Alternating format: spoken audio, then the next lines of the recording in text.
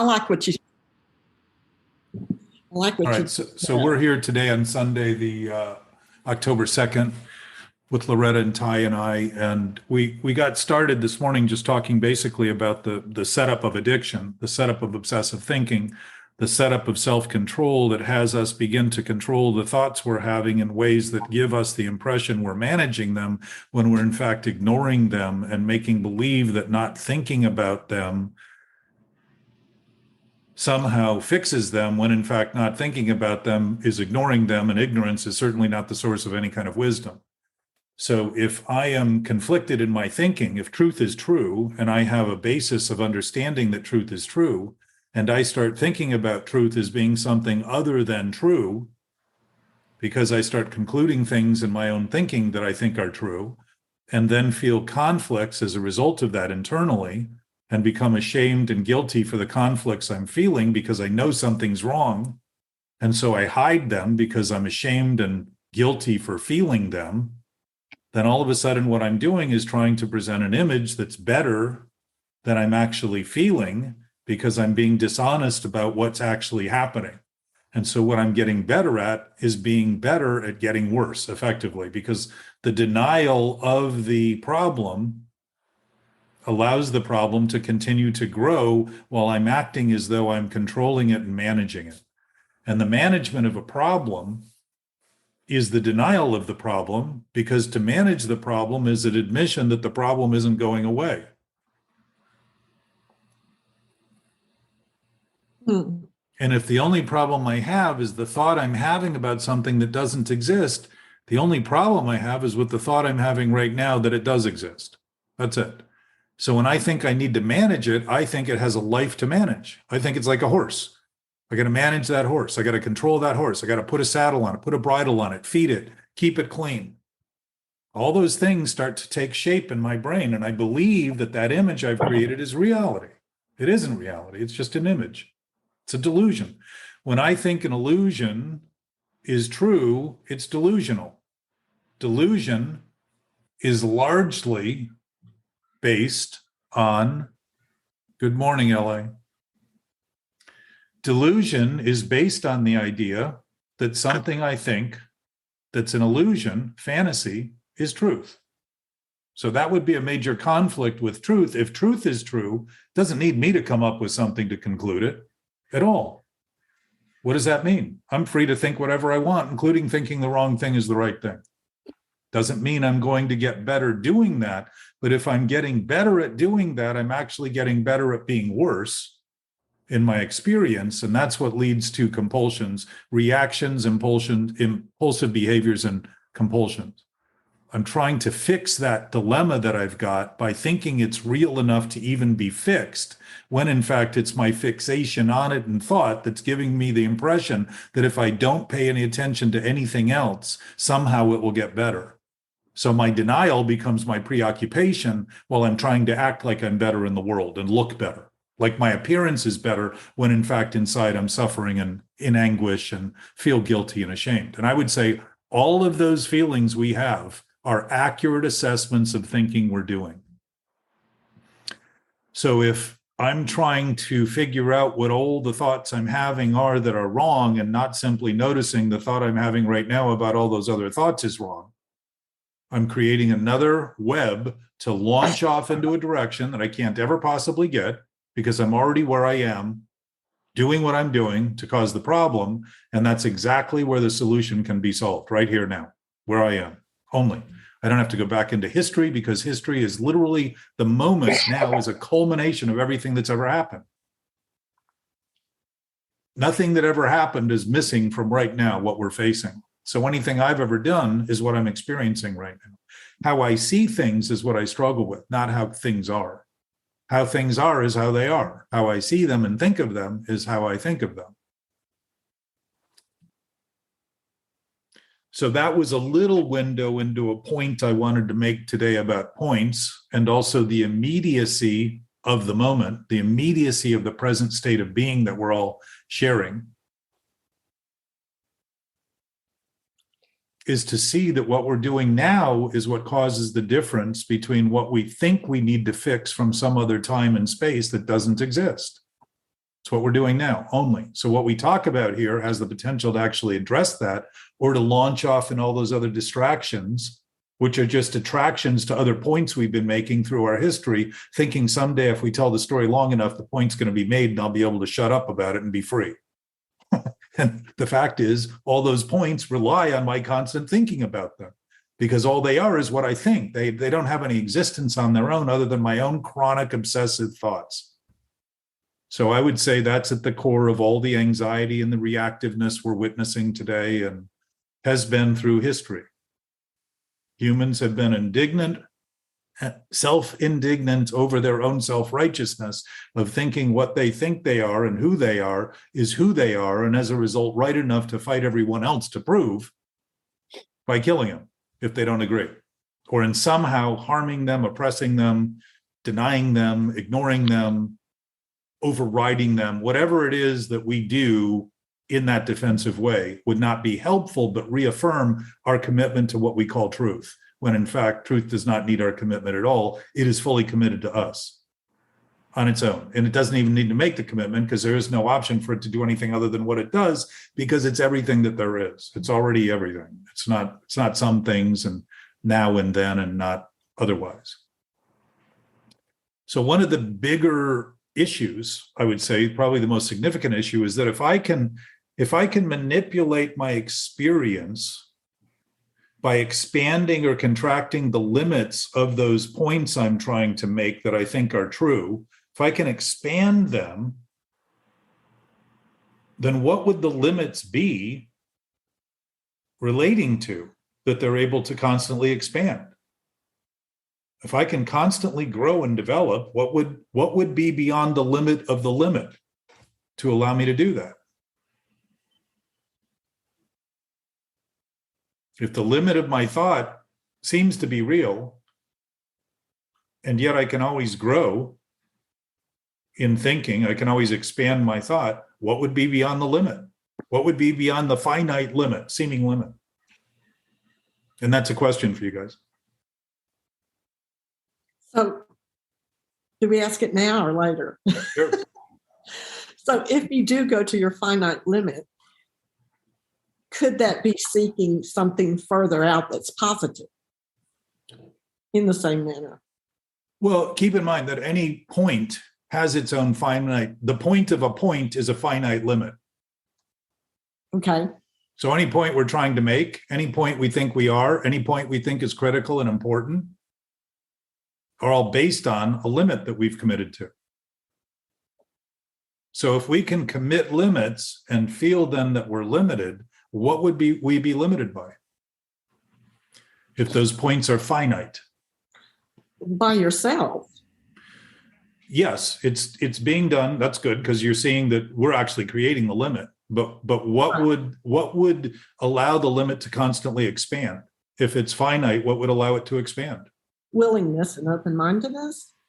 On our part, yes. But what in nature, what would we all share that would allow that? If it's possible for any of us, and we can see our own culpability in creating the limit, what would it be that allows all of us to grow and expand? Okay, I'm going to sit here and guess until I get it. So linearly speaking, Yes. No line. I mean, the line, it's infinite on both sides. Exactly. If you can consistently grow, there's evidence that there's something infinite beyond the finite limits of our thinking. Right. And the struggle we have, just like having an illusion that we talked about a minute ago in our warm-up before we were recording, if we have the illusion that the points we're making are true in reality, we're trying to impose on truth and reality a limit that we've created, when in fact truth and reality is not limited. Right. So our major struggles, if we consider that the major struggle is the same for all of our struggles and all the points we've been trying to make and all the stories we've been trying to tell, we can resolve all the stories in a single thought. And that is that they're all just self-imposed limits, that they're all decisions we've made that we think are true that are not true, period. And when you bring balance, when you think something's true that isn't true and admit it's not true, all of a sudden it evaporates. It's like admitting a lie is a lie. The lie has no power. There's no time taken in it anymore. You don't have to keep insisting on something to try to prove it.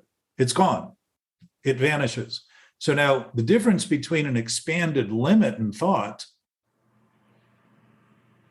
and beginning to recognize that point is beginning, if we can contract thoughts, for instance, if we can get more and more depressed by focusing more and more, if I get my hand closer to my eyes, pretty soon, if I think the world is what I see, all I see is a hand, and I think the world is obstructed by a hand. Right? Right. If I can contract something, eventually that contraction becomes a point, and it can't go any further. So the ultimate point of a point is made in contraction by realizing that there's a point at which you can't make it any further, which means it can't be made.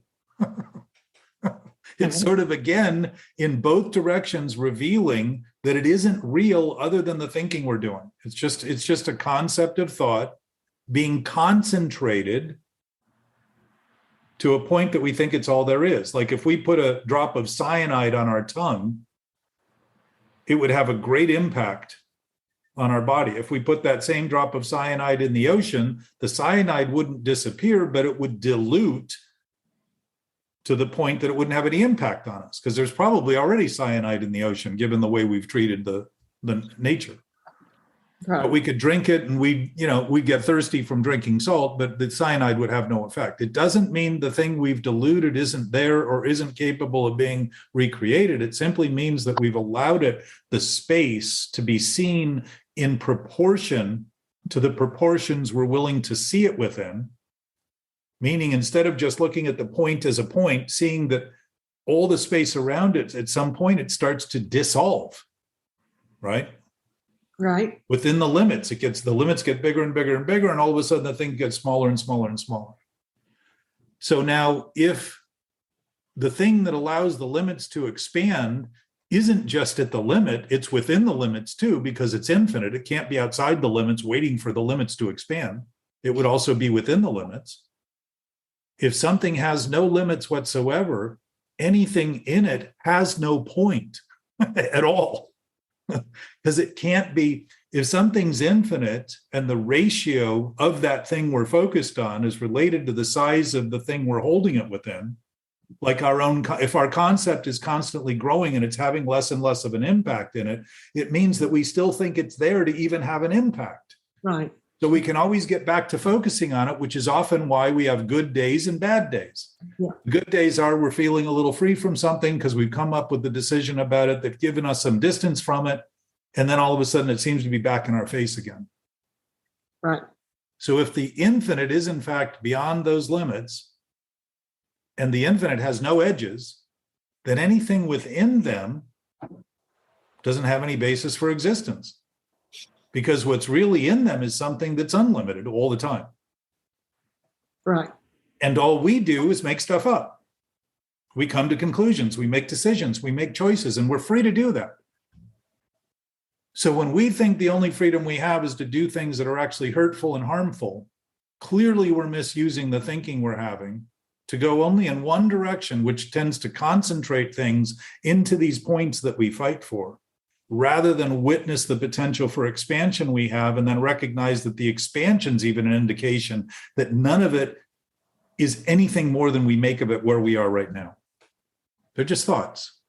And now thoughts in that consideration begin to be seen as something we do rather than something we are, something that we can re-choose right now, to the point that we can re-choose to do the old thought over and over and over and over and over again, chronically and obsessively right now, thinking it's the only thing we can do. That's an addiction. If we're free at any point to make any choice we want, then we are condemning ourselves by the choices we're making to think the only choice we have is to continue to maintain that thought, whatever it is. And normally we launch in directions trying to get away from the thought because the gravitational pull of the thought being something only depending on us thinking about it seems impossible to escape the more we think about it, because we're adding more and more matter to it. So it seems to matter more and more. And we end up wondering why we can't seem to escape the orbit. We're creating the planet We're ending up a moon in orbit around it. And we're trying to escape the orbit of it when the matter itself is actually pulling us back in. And your husband, being a physicist, Loretta, would confirm that that would be a natural consequence of matter. Mass, the greater the mass, the greater the gravitational pull. Right. Well, could you say that again? I'm sorry. Because what you said about orbit, because. Well, if I'm orbiting something that I think is mattering, and I think I'm better because I'm at a distance from it, I'm creating both the matter and the opinion that being further from it is better, rather than seeing that all I have that matters makes no difference. The difference it's making is giving me the impression that I can't escape its orbit. I'm creating the whole scenario. Right. Within the range of possibilities I have to think, I'm creating the whole scenario and wondering why I feel condemned to it. Wondering why I think there's no other choice. That's insanity. Yeah, okay, thank you.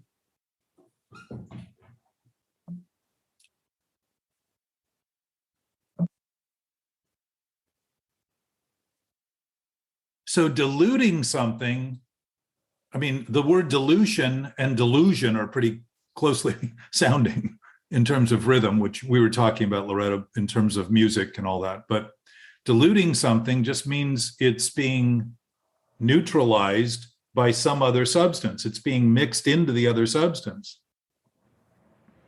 And if all I'm doing is mixing stuff up, I'm going to feel mixed up. All I'm doing is stirring stuff into a bigger pot and thinking somehow it's going to get better, when in fact I realize there's some haunting potential for me to return to that old thing, as though that old thing has any existence at all other than what I think of it. And it again shows how this chronic nature of thinking gives me the impression that my thinking is my greatest threat. While I'm not talking about it, I'm thinking what I need to do is not think about it. I need to think positively. Always think positively. Nobody ever comes to me and says I need to think more negatively or feel worse.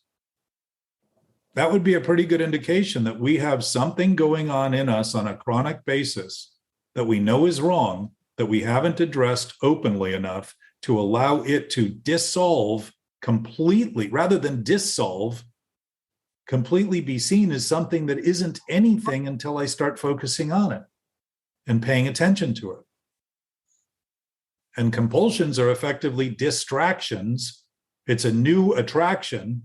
Distractions are new attractions to other points I'm trying to escape the weight of that inner conflict, the weight of that inner demoralization, the weight of that inner struggle and sense of being mixed up and having no place and being disconnected and all that. When really, non-substantive thoughts are like fractions with no denominator.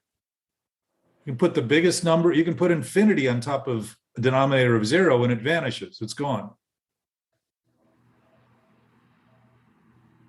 And so part of this discussion is starting to see that if it isn't there, it isn't there right now. And to the degree that we think it's there, that's the degree to which we're choosing thoughts that aren't true. And we call that our life. And when life seems impossible, we are considering impossible thoughts to be possible. And that's the sum total of the problem, the essence of it. And we tend to speak in those terms and not notice the words we're using. So if you watch your words, which is not a suggestion to censorship, but if you watch your words, you'll start hearing yourself saying things that are, if you think of them as, if you think of the words like you see things, like our eyes see things they see.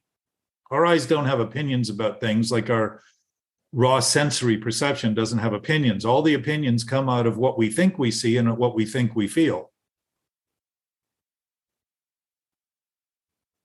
So if you're seeing what you're seeing and starting to see that we're thinking what we're thinking, what we're seeing is real and true,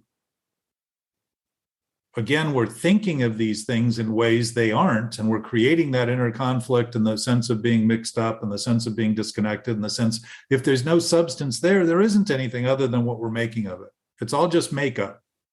Even in the 4th step, Bill says we look at our makeup.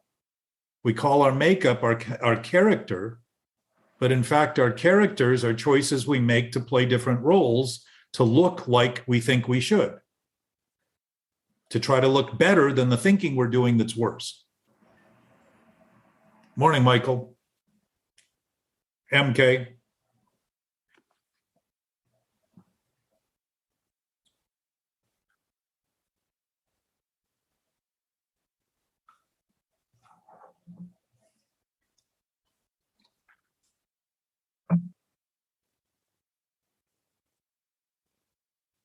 Morning, Jackie.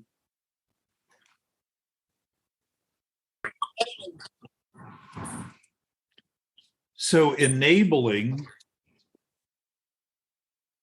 is at the core of addiction. And enabling is the idea that I can help someone else do what they're unwilling to do. And when I try to help someone else do what they're unwilling to do, they're going to typically then blame me for what they're not doing. And enabling people is helping them get worse. And wouldn't that be the natural expression of my own ability to deny what I'm doing and think the management style I've created and the control that I'm exerting over the self I think I am is actually saving the self I am, when in fact the saving of the self is just saving the thoughts I'm having about something that's otherwise just a thought. It's not real. What I think of myself isn't who I am, it's what I think. And thoughts thinking of themselves create a self born of thought. So that would be ego. Huh. Morning, Jack. I couldn't get my mute on. Hey, MK. What's happening, brother? Jackie, good morning.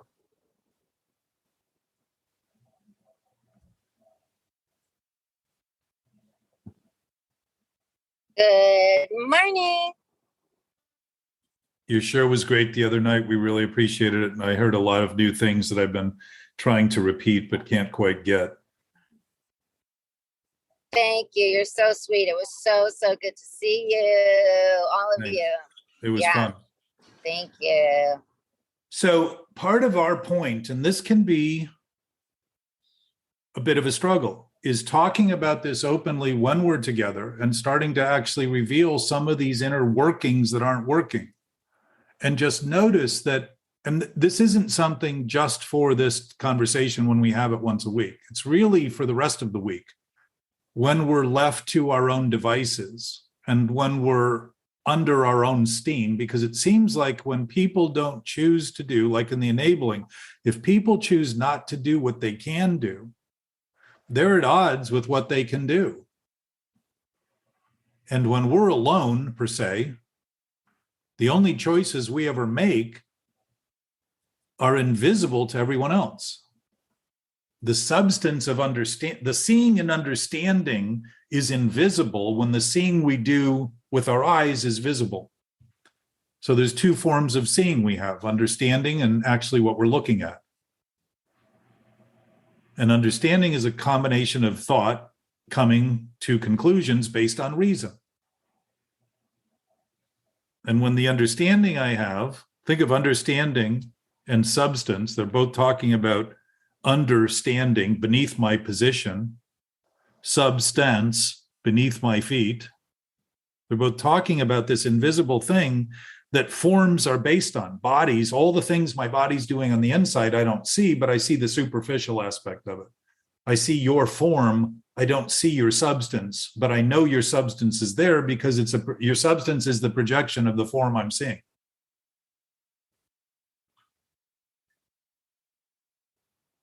So the effect of understanding, the effect of seeing is the visual form we see. Right? If I'm looking at something and it's blue and it's big and I'm seeing something big and blue, the effect of understanding is what I'm thinking about that thing I'm seeing now. When I look at it, my sight doesn't say that's big and blue. My thinking says that. So if I look at it and say that's small and green, that's just how I'm seeing it in my thinking. It isn't how it is, and there again is a conflict.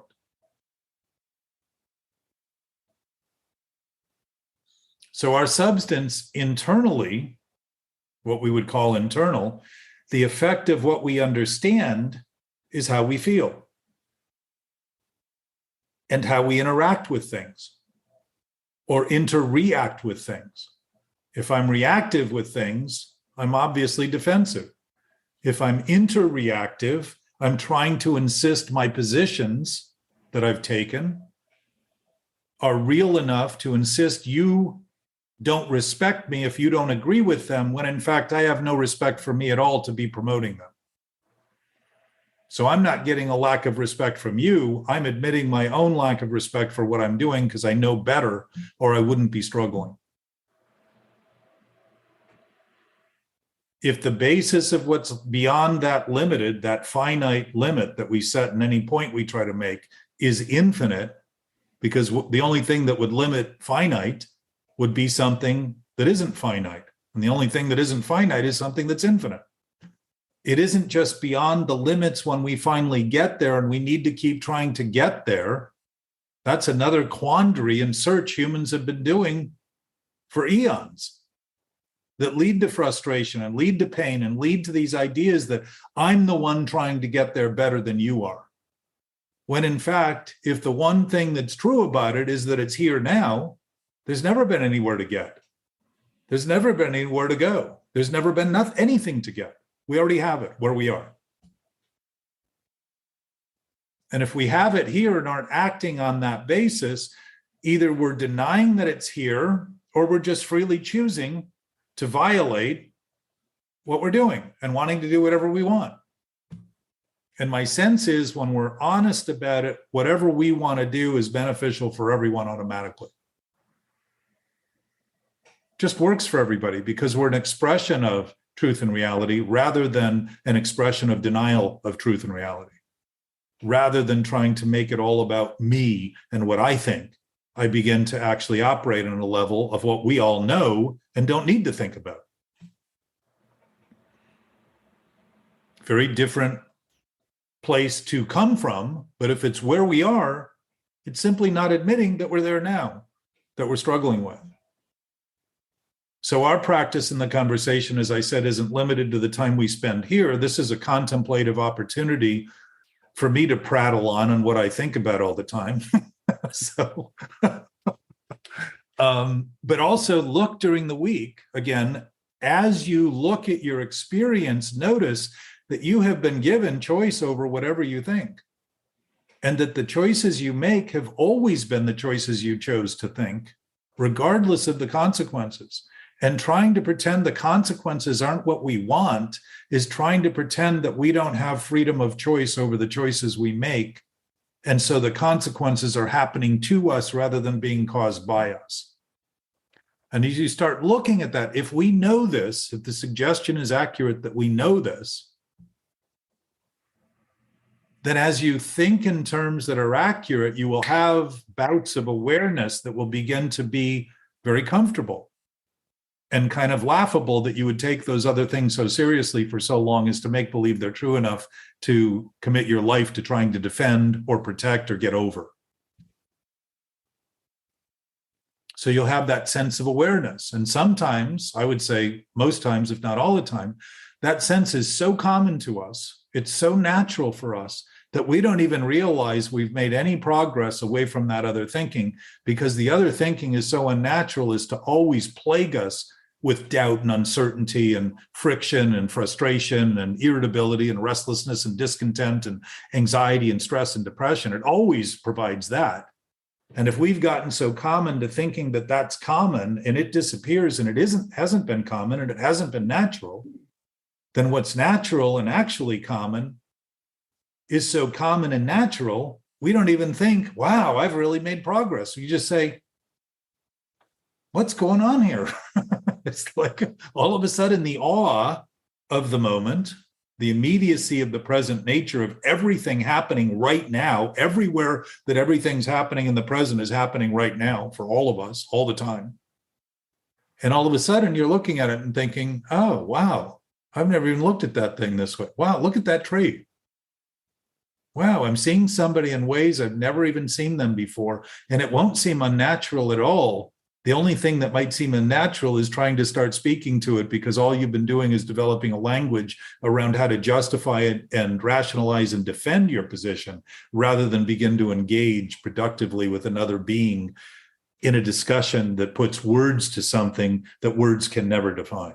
It's a pretty expansive adventure. It's an exploration.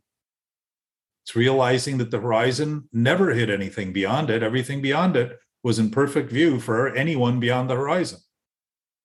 And that yet you could never get beyond the horizon. So the irony all of a sudden starts to make perfect sense, rather than seem to be something that discounts the potential for the awareness. We tend to back off of irony, and AA has paradoxes. We give it away to keep it. How would that be if the thing we were giving away was limited? We wouldn't be able to do both. We'd give it away and not have it.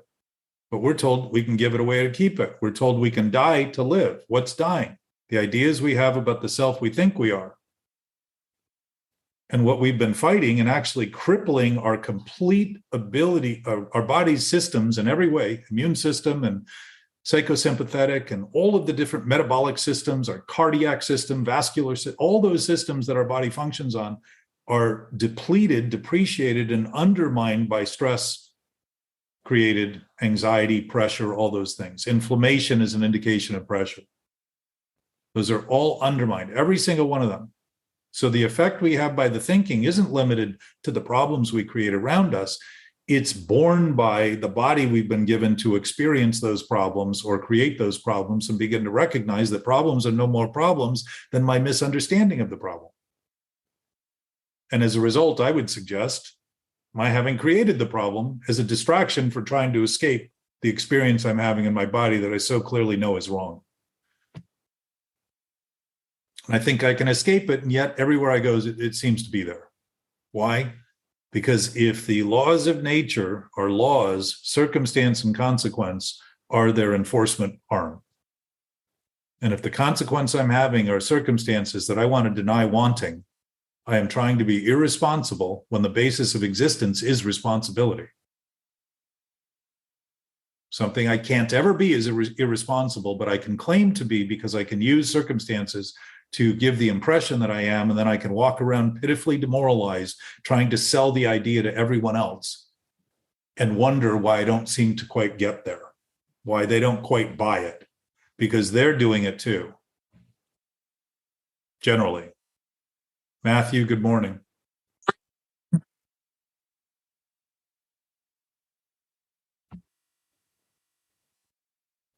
You can unmute, Matthew, if you'd like. So sorry. No, that's all right. Glad to see you. Sunday nap. I woke up and was like, oh, it's at 10:30. No, it's not. 9.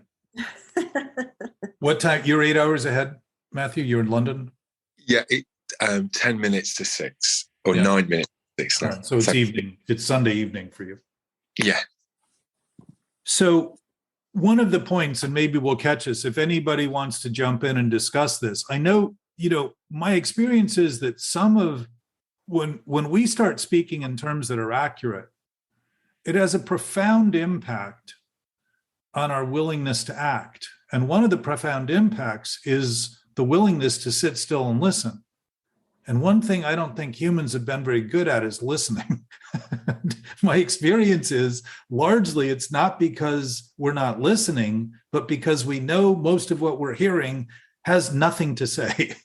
There's just so much thought being spewed about ideas trying to justify who we think we are, that trying to keep up with it is almost impossible, because somebody's trying to explain their inner experience that they're impacting their outer experience with, and then use that inner mixed up experience to justify a story they're telling and make believe that somehow or another, if we can understand it, they've got our vote for what's right. And that's just an impossibility. So my suspicion is it's not because we don't listen. It's because we're so preoccupied trying to hear what we're thinking that all we ever hear by somebody else's thinking and words is what we think they're saying. Right. And it's just a redundancy of what we're already overwhelmed trying to constantly fix. So Matthew, you're coming in a little bit into this conversation, and you can always go back to the podcast and re-listen to some of the intro. But all of the points lead back to the same point, and that is that we are here now. We're absolutely intact. There is nothing we don't know. Everything we know right now. Everything we're aware of right now. And I can think all I want about getting somewhere else and doing something else to get some other place, to have some other thing. I can do that as long as I want. But if by doing that, I'm using that to make believe I'm not where I am with what I have, and that we're not all exactly where we are right now, including listeners out there who aren't here now, are here now, then I'm thinking incorrectly in ways that are causing great havoc in my own experience that are nothing more than the experience I'm creating, because they aren't real or true. They're just simply an impact I'm having, a self-imposed, self-induced impact I'm having on my own experience, and self-propelled by trying to manage them. Now I've gotten into the management business of saying, you know what? I know I'm out of control, but what I need to do now is add more control to this out of control. And what I'm trying to control is an idea that there's anything to control, which there isn't. If all it is hallucination and illusion, and I think it's true, it's delusional, period. There's nothing there. So being here is being everywhere with everyone else simultaneously. And the immediacy of the moment is where the problem's created now, by thinking what I need to do, and the only thing I can do is keep repeating the same thought, thinking someday it'll get better. Or I can say, oh, if I'm choosing that, that's pretty sick. and actually laugh at what I'm doing now, rather than say, I shouldn't be doing what I'm doing, and wondering why I feel conflicted. Just crazy. So the point of this discussion is to talk about it as we can, but I'm not surprised very often when there isn't a lot of dialogue, because contemplation itself is not done in talking, it's done in observing. And if we're observers to begin with as a knowing self, we're not thinkers in our essence, we're knowers. And if we know what we know and watch what we think and don't feel disturbed by what we're doing in our thinking, something would be wrong with us. We'd be psychotic. We would have a break with reality. We're actually witnessing things we're doing and know they're disturbing. And to start noticing that is to begin to embrace it and not say, I need to think more positively, because that's a commitment to negativity, to even have something positive to think all the time. I'm committing to the negative, rather than say, whatever I'm thinking and doing is the sum total of all the thinking I'm doing right now, both observable and seemingly subconscious. It isn't some secret. The subconscious, if we can talk about the subconscious openly, we're aware there's a subconscious. So to think of it as something we don't know about is just another lie, trying to pretend that we don't understand the impacts it's having, because we'd rather deny them as something we're not doing and irresponsible for, rather than start to actually say, oh, if I'm doing it, I'm experiencing it. And if my experience includes everything I'm doing, then I'm doing things I don't even think I'm doing right now. And that would tell me that I can be pretty deceptive about how I operate. And yet it's not deceptive at all, because I'm immediately experiencing the consequence of those experiences, immediately, all the time. And I can go numb to it, but for a sentient being to go numb, that's somewhat contrary to the whole concept of being sensitive. It doesn't make any sense.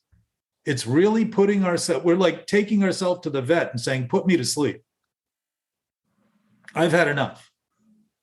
It's like a form of, it's a coma. It's a mental coma. And what are we talking about here? A spiritual awakening. What does that mean? I've always been awake, thinking I was in a dream, thinking the dream was real, the illusion was real, the hallucination was real, fantasy was reality. And that someday, if I worked hard enough, I'd be able to turn it into truth and reality. When in fact, what isn't true and what isn't real can never be turned into truth and reality. Why? Truth and reality are already true and real. They don't need our help. We're a product of that. We're not the creator of it. And what does ego tend to be? A flagrant, seemingly flagrant, out of control aspect of ourself. But it isn't some small aspect. Ego is every thought we have that isn't correct that we think is true. Every single one of them. And to think we need to go into every one of them is once again thinking we're going to count the grains of sand on the beach and figure it all out. Then we'll understand how to go to the beach. First, I have to count the grains of sand. No, you don't. The sand's the sand. The thoughts are the thought. The sum total of the thoughts right now are like a stock price in the stock market. It's all the thinking from all the world and all the things happening that go into all of the psychology that goes into that demand for that stock price. Everything at any moment. May not be right, but it's the sum total of the right and wrong thoughts going into it. And it's the same with our experience. All our experience is a culmination of what we're thinking and what we're doing. And thinking is a doing because humans do and beings are. Thinking isn't something beings do because beings know. What do they have to think about? Nothing. So the freedom is beginning to notice that we've been free all along to be idiots. And there's nothing wrong with being idiotic when you finally admit it, because all of a sudden it becomes laughable rather than something to pretend needs to be protected and defended against and hidden. And what's the ultimate secret? That we can turn what isn't real into truth. Because I can think it's true, I am now the creator of reality. That's my ultimate secret. And what do they say in sobriety? Our secrets kill us. Why? Because the us that we think we are doesn't have any existence. It's already dead. It's not even dead. It would be to give it credit that it had life to consider it dead. Non-existence is very different than something that no longer exists. If it was only ever a thought in thought, that's all it ever was a thought. And if the thought something that wasn't true was true, it didn't make it true. It made it a thought in conflict, seeming conflict with reality. But reality can't be conflicted with because it has no effect. You can conflict with it in your own experience, but you can't conflict with it. Reality is always reality. Which is, Loretta, your husband, the physicist, that's what they deal with. How do we figure out how things work? They're not discovering it. They're just discovering how we can function in relation to what's always been that way. Right. Nature didn't all of a sudden say, you know what, today we're going to have a whole new scheme for rocket ships. They're constantly funneling off of those laws, and the consequences and circumstances we face are the enforcement wing of nature. That's the enforcement wing of the laws of nature and the laws of the universe. And our bodies are built on that platform. They're functional capacities developed as forms as a result of all of the molecular structures and subatomic structures that we don't even understand today, but I can assure you we understand it enough to be witnessing it in its entire capacity right now. Mm-hmm. And to think we don't is to think there's something to constantly search for rather than begin to admit the thing I'm searching for is why I keep thinking about it in ways that aren't true. That's the search. Right now, why am I so compelled to think the only thing I can do is the wrong thing to fix the right thing? Right. So we talked a little bit, MK and Jackie and Matthew, we talked a little bit of limits and the fact that anything that's limited, like a point we try to make, is finite, and anything finite is always expandable and always contractible to the point that the point can be made so much of a point that there's no further, you can't make it point out of a point. Once the point gets so small, it can't be made. So it shows in mathematics, points can't exist because a point occupies the space of other points. You can't have a point displacing other points if other points can be made. Okay. So in our thinking, to think that the only point we have is the defense of the limit, we're denying the infinite nature that's beyond the finite nature. And if it's beyond the finite nature all the time, it's also within the finite nature. Because the finite nature is just a concept. Jack, I have to ask, what's your point? Repetition.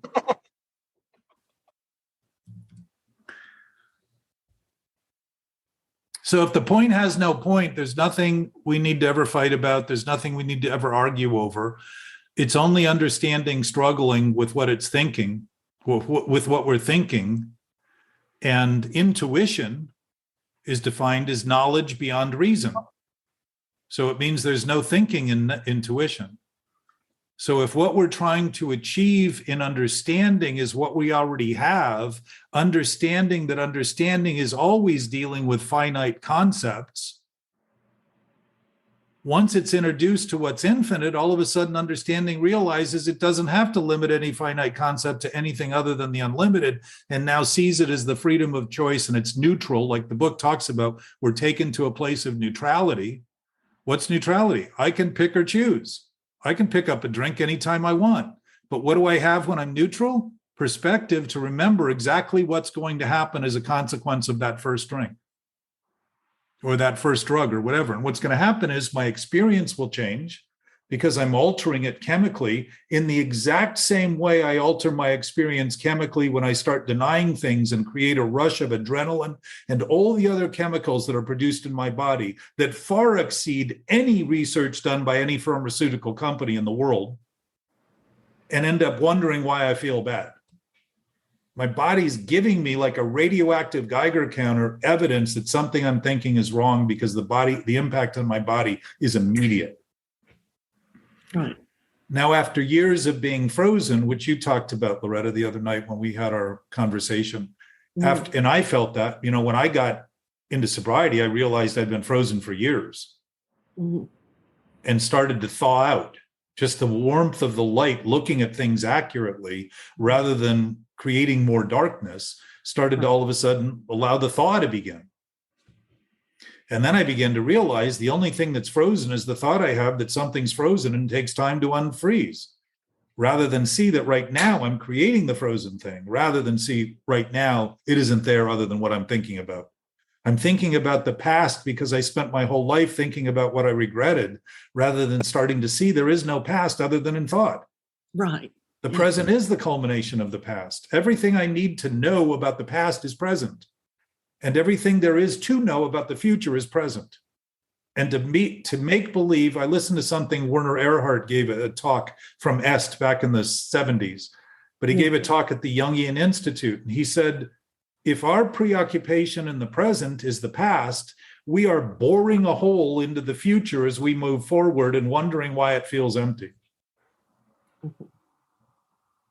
Now, we're not really, but to the thinking we're doing about the past we think is true, we think there's a hole in the future because we're leaving possibilities seemingly displaced by that preoccupation of thought. And the future is always present because whenever the future occurs, it's always present. And the past was always present whenever it occurred because it wasn't the past when it was the past, it was the present. So if the present and the past and the future all share the same presence, they're here now. There is no place to go. There is no thing to get. They're here. We're all part of it.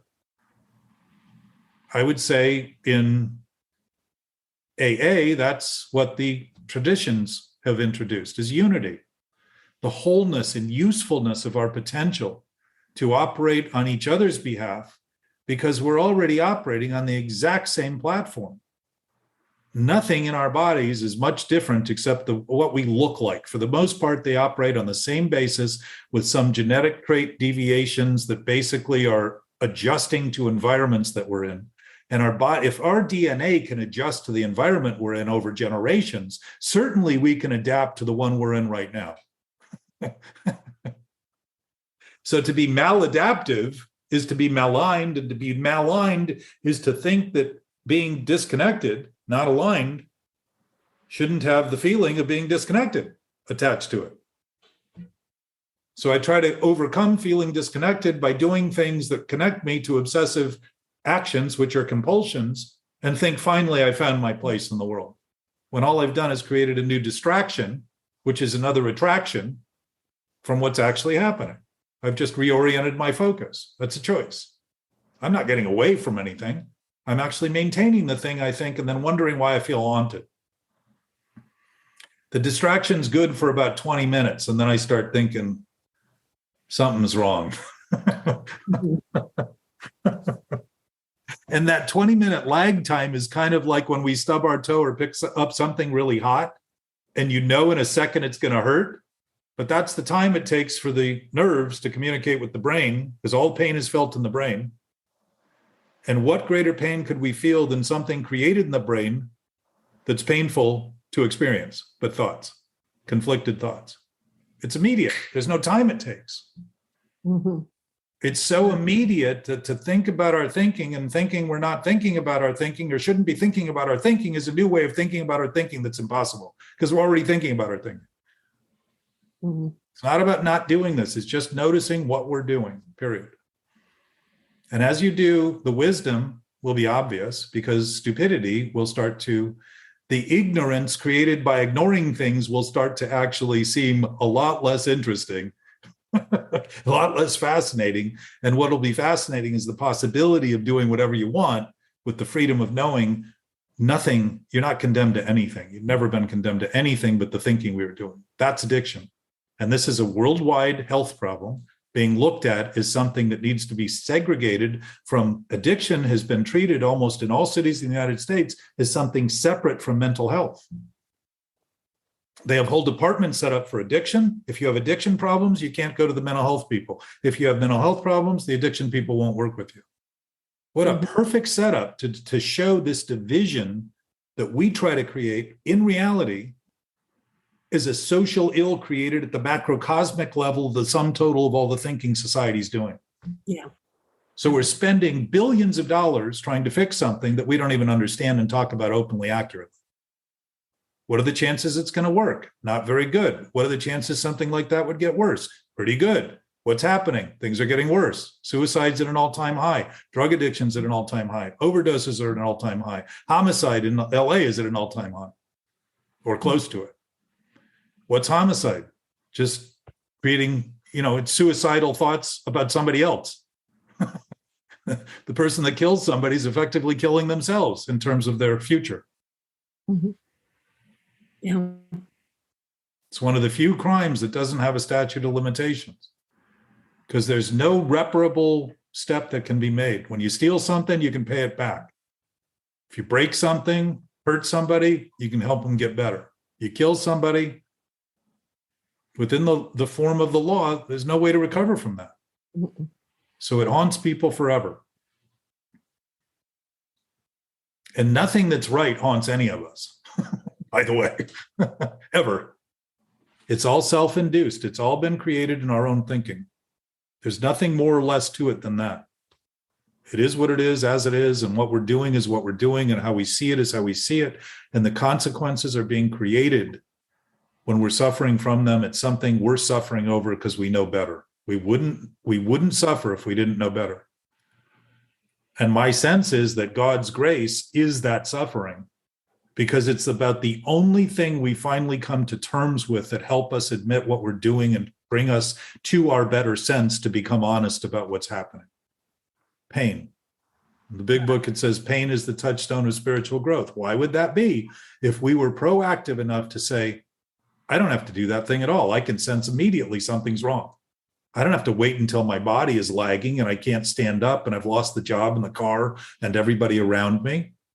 I can actually start seeing the evidence as evidence rather than use it as a justification to do more of the thing I'm trying to use to ignore it and deny it. That's how overdoses happen. If I ignore the problem, it keeps growing. So what do? Or the same compulsion. And the problem keeps growing. So I do more and more and more and more, and I eventually overdose. Mhm. It's not an accident. This is a clever designed escape route for suicide that people call accidents all the time. Like, yep, they were in a crosswalk and somebody just happened to overdose them. They just ran over them with an overdose. No, those are incremental steps taken by people making choices over and over and over and over again. Most of those narcotics that people overdose from are well recognized as things that will kill people, fentanyl being the most recent one, and people still do it thinking, ain't gonna happen to me.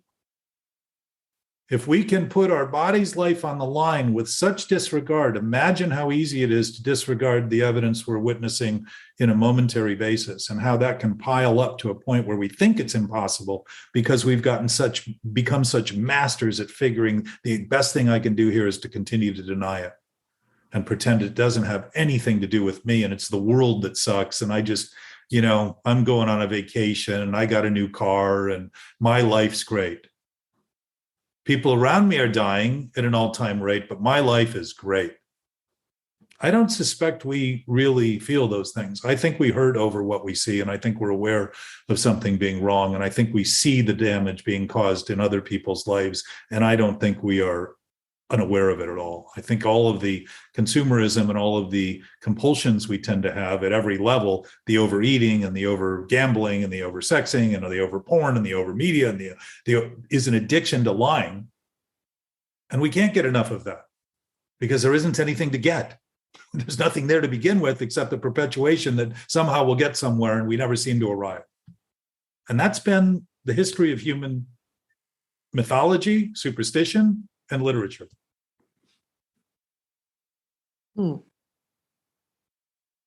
So here we are, literally.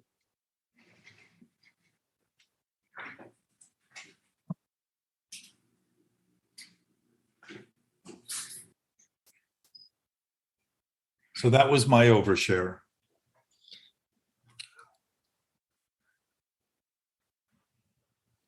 Glorious. Yeah. Do we get to ask questions? Yeah, please. Well, when you were talking about the past is the past and the present is the present and the past is present and all that stuff. When it comes just regarding 2-step 4, and I'm doing everything I possibly can to get out of this work, but when it comes 2-step 4, if we're in the present, what is the reason for the past? Why are we going back there for the past? If we live in the present, why are we having to go back and drudge this out from the past? Well, first of all, there's no past to drudge it up from. So you're doing it with the present thinking you're doing about the past as though the past is past rather than in the present. So to think of it as the past you need to drudge up, it creates a new impossibility. So it just seems like something you don't want to do, so you avoid it, which basically perpetuates the thinking you're doing about it in the present, when in fact that's just a preoccupation with one other thing that isn't happening other than your own thinking about it. All right. So the essence of it, though, Loretta, is to start to see things accurately and honestly. That's the whole point of the steps, is responsibility and honesty. Yeah. And if we've been holding things in thought that aren't true, and normally, as the book describes in the 4-step, what we're holding on to largely are resentments that have contaminated almost our entire experience. And what are we resenting in my experience? Not what other people did, but that once they stopped, I kept holding them responsible for something they were no longer doing when I started to do the thing they did. And now I'm hating them for something they're no longer doing. And who do I really hate but the fact that I'm spending more time thinking about it in my terms? Okay. So the 4th column, this may be a spoiler alert, but you're heading there. The 4th column is beginning to see that my part isn't my part when I leave any other part on the table for someone else to be responsible and me to be irresponsible for. My part is 100% of what I do with the information that I got as a result of that experience. 100%, not some of it, all of it. Okay. Why would that be if we were irresponsible by nature? Slicing the pizza up and saying, well, I only ate one piece of your pizza, still has you eating a piece of their pizza, right? If you're taking from them what they're no longer doing, you're making of them what they aren't. And forgiveness compared to forgetfulness is remembering that forgiving them as they are is letting things be as they are. I've worked with people in a men's group. Anthony isn't here, but he was in the men's group I met him with years ago. And some kid was completely out of his mind over something his mother had done 16 years ago. And I said, how long ago was that? And he said, 16 years. And I said, has she done it since? No. Where is she now? Orange County. We were in Ojai. She was 100 miles away. And I said, so she's not here and it's not happening. And you've got a problem with what she isn't doing. So does that make any sense to you? And he said, well, but. I said, yeah, I know. You've been telling the story about this for 16 years. She stopped. You've continued. You have assumed the role that you hated in her and now hate in you, the role you've assumed. And it's just a role. It's like a play, something we've decided to take on as a character, and the book and step 4 is really looking at character defects. What are the conditions and causes that have caused the circumstances of our failure? That's what we're looking at. Mhm. And if I'm looking at things incorrectly, that's one of the conditions and the causes. The condition of a cause is to feel bad, to feel wrong, to feel guilty, to feel shame, to feel all those things that would qualify under the bedevilments. And the freedom is starting to say, oh, if I've been making it up the whole time, then I made it up with everybody I ever thought of in any way that wasn't true and accurate. And the struggle I've had is with what I'm doing. If I have the freedom at any moment to make a choice, which I do, if there's freedom at all, it isn't only when I think there is, because that would mean my thinking is more powerful than a principle and something real and true. And if that were the case, I would be the creator of reality and truth, rather than being created by or as a byproduct of reality and truth. So the beginning to see that is the beginning to look at it. It also says we start looking at the flaws in our makeup. Think about that word, makeup. We made it up. The flaws are the flies in the ointment that we put in the ointment to claim we had a big problem. But they're made up. They're literally thoughts thought to be real about who we think we are. We're not who we think we are as we are, period. And if what we share is something in common, that's who we actually are, that common nature, that undiluted, indivisible, absolute, unlimited, infinite, omnipotent, all-powerful nature is our nature. Bill uses all those words in the book.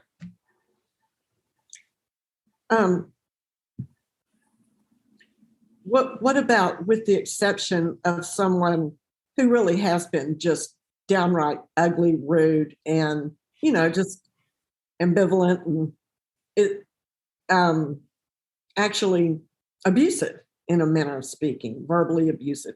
So they did what they did, right? They do what they do, and I understand that you separate yourself.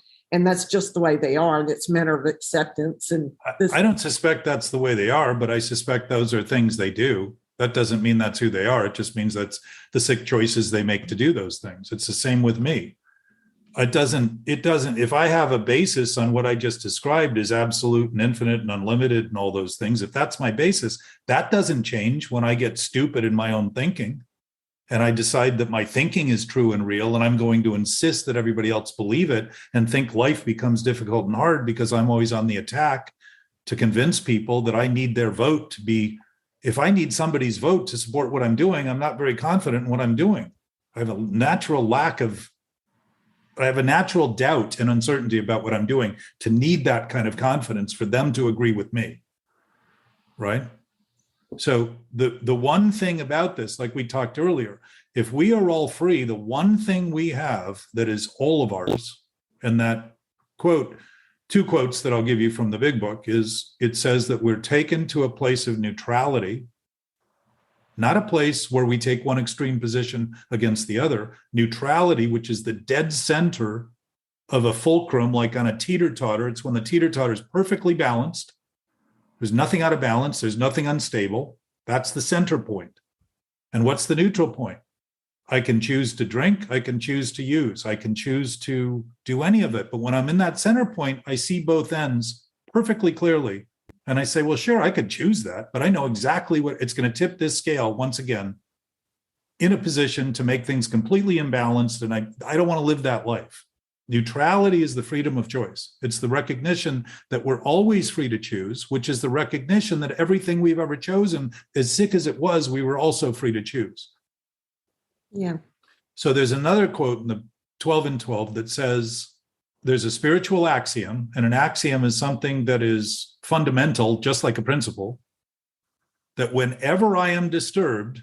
Now, you would think Bill would have said enough by saying, whenever I am disturbed, but then he went to your point right now.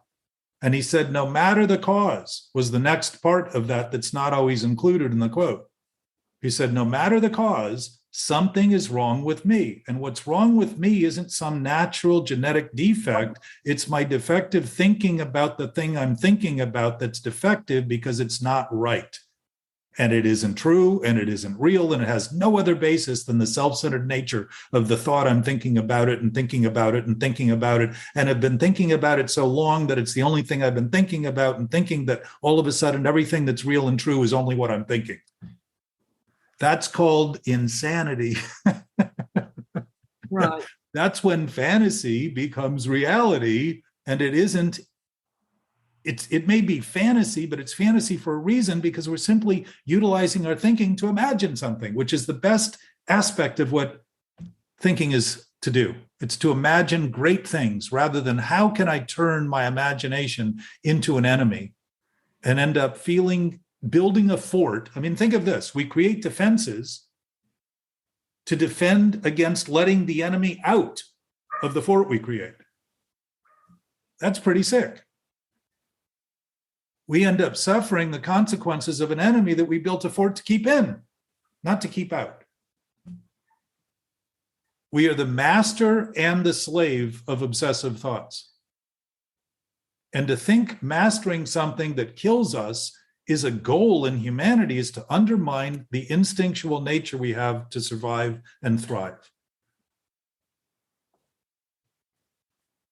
And there's no scarcity that we are suffering from beyond the scarce thoughts that, when applied, are a misapplication of our potential as a species. Not just a few people who happen to have a drinking problem or a drug problem or a gambling problem or a food problem or a sex problem or any of the codependent problem, any of the different Al-Anon problems, all those programs, 150 some different programs. There's dozens of food programs. There's different gambling programs. There's debting programs. And yet they're all hinged on one problem, the mental obsession. And the mental obsession is nothing more than thinking about thinking. That's it. And then thinking that what you think about your thinking is not just a thought, but true. And as soon as you cross that line into truth, you're now delusional and trying to prove that what you're doing is right, when the last thing you'll ever be able to prove is that it's right. Because all it's going to do is create havoc in every respect, not just in relation to any given symptom that we may be prone to. Anybody who's gotten sober notices they have other compulsions very quickly, and also has greater clarity on this inner problem that's going on. And my take is, when somebody's 6 months, or, Loretta, you've got 56 days today, when somebody's newly sober, they're starting to look at what's been wrong that they thought was right all along. And to feel worse about something that's worse is to be aligned with what's happening. That's the goal here. It's not to feel better about what's worse. That's what we did with drinking and using, was try to make what's worse better by feeling better about it, rather than seeing that the feeling bad is a consequence of the bad thinking we're doing. When we start aligning it, it's no longer malign thought.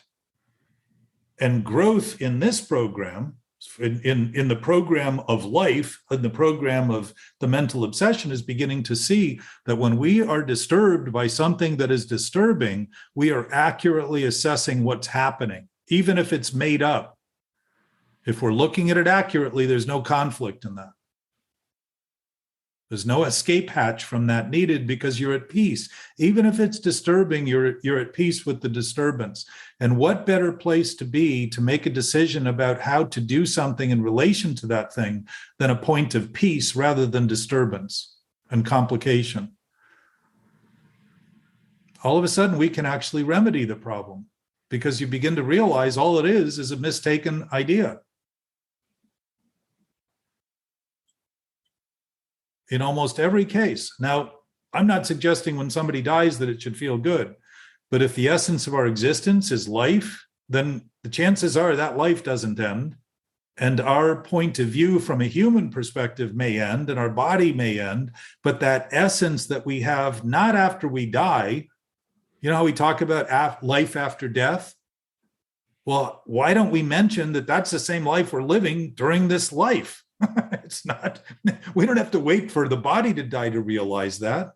And yet it seems to take almost near-death experiences for people to witness the awe of that natural knowing nature, while we diminish it through the entirety of our life, calling that our life, when in fact what we're doing is denying life by trying to identify ourselves so strongly that we miss the chance to notice it's here right now and express it in every way, in everything we do. We're already doing it, pretending we're not, and then insisting that the pretense that we're creating is in fact reality and wondering why things go horribly wrong.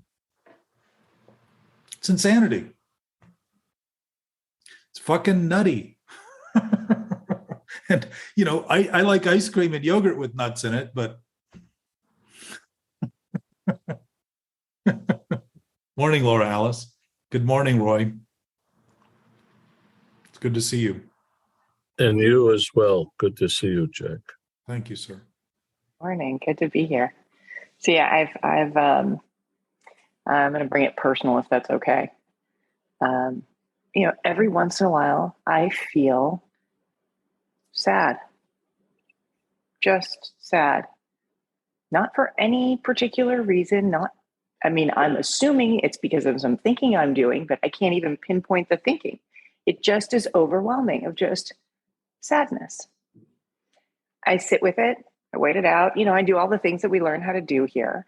And I just wait for it, right? I do my contrary action. I go out, I help somebody else. I do, right, all the service stuff. I know what to do. I'm thankful, and welcome, Loretta. 56 days is huge. That's no small feat right there. And, I do all the things, and then eventually it subsides and I just wait it out. Now, is it a cause of my thinking? Is something welling up? Am I allowing? I have no idea. It feels like it comes out of nowhere, and Yes. Life is still doing what life is doing. I'm aware of what's happening. It doesn't feel like it is a specific reaction to a thought, because you're right. I think when I have those, I can go, oh, I know why. It's a cause of my thinking. I totally get that. And then you're right. It kind of just vanishes, but it's not one of those. And, it's just so interesting to think of, or to listen to you this morning, kind of talk about that in a general sense. And I can still feel that it applies to that specific, I don't see the direct connect of it's a thought I'm having that's creating the feeling. What I do is I just feel the feeling, and it doesn't feel good. I don't like it. But you're clearly aware of it. And where are you aware of it? In my body. My body is aware of it, right? But Usually when in terms of space. Oh, I'm in the present, of course. Yes. Yeah, I am presently feeling. So think of this. Think of how quickly we dismiss the information we're given that's perfectly clear, and then launch in a direction of thinking now we need to come up with the threads that created it, rather than thank creation for telling us clearly that whatever it is causing that sensation right now. It's the perfect nature of knowing.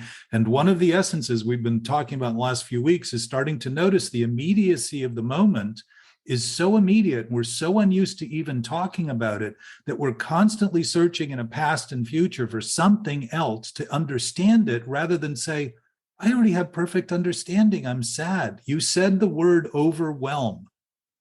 You know what's interesting about the word overwhelm is that whelm means the same thing as overwhelm.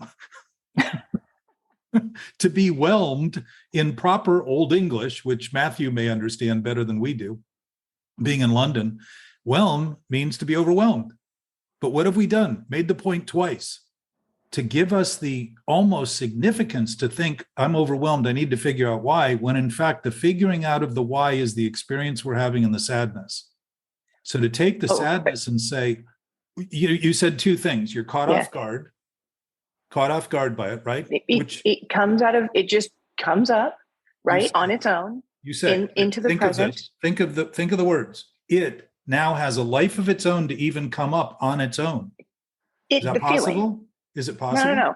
No. It's my feeling. Clearly, I'm the one having it. So it is mine. I own it. I am in 100%, control of that. It is. I own it. I guess I'm responsible for it. I don't think I'm looking for the thread of where it comes from. in that same way. I'm just noticing, wow, all right, that came up. What am I going to do with that?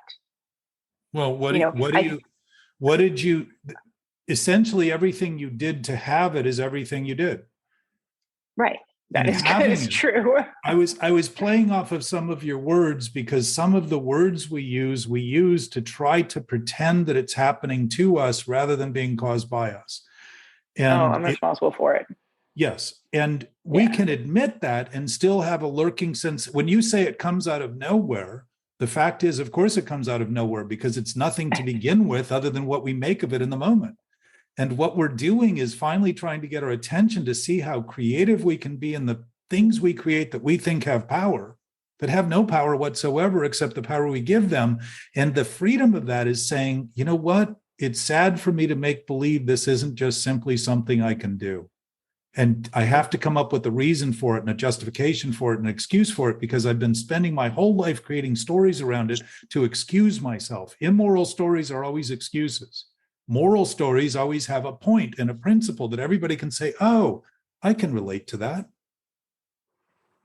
So it's almost an attempt to not relate to it. So I'm going to suggest to you, part of what I learned, and you're conceding it already, is to embrace the sadness and welcome the sadness and thank your body's ability for providing you the option.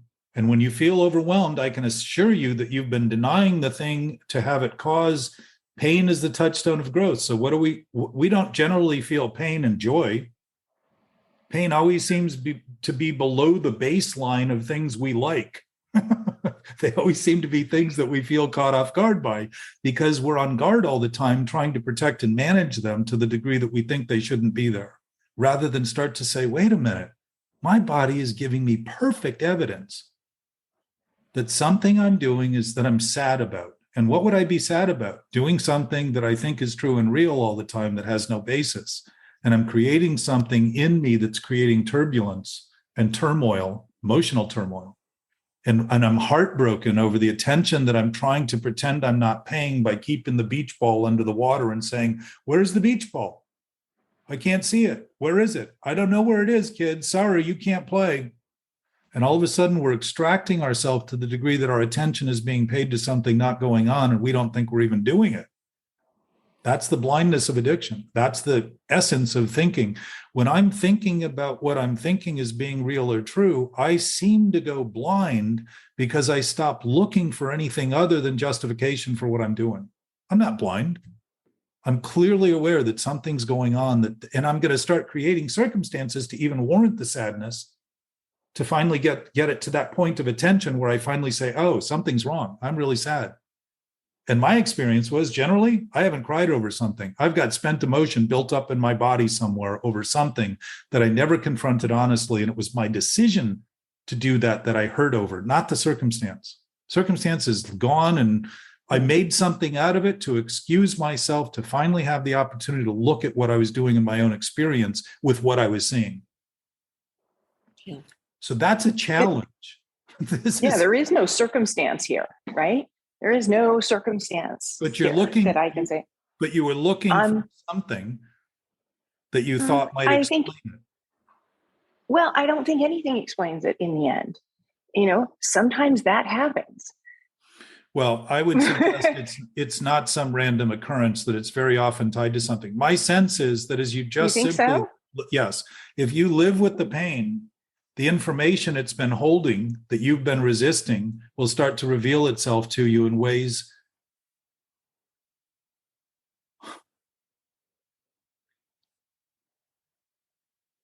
Having witnessed this, I realize the preponderance of information that I've been denying, that is loving and caring and generous and supportive and never ending. And the things I have done to deny that and stand in my feet as though they're so solidly planted on the ground that I felt was shaking under me and pretending it wasn't, is to notice how defective humanity has become in its own inability to recognize the damage we're creating while thinking we're all better off because our little worlds are better, when it's the same world we're living in that's suffering. This is a collective potential that we have been squandering in the name of trying to make believe we have nothing to do with it.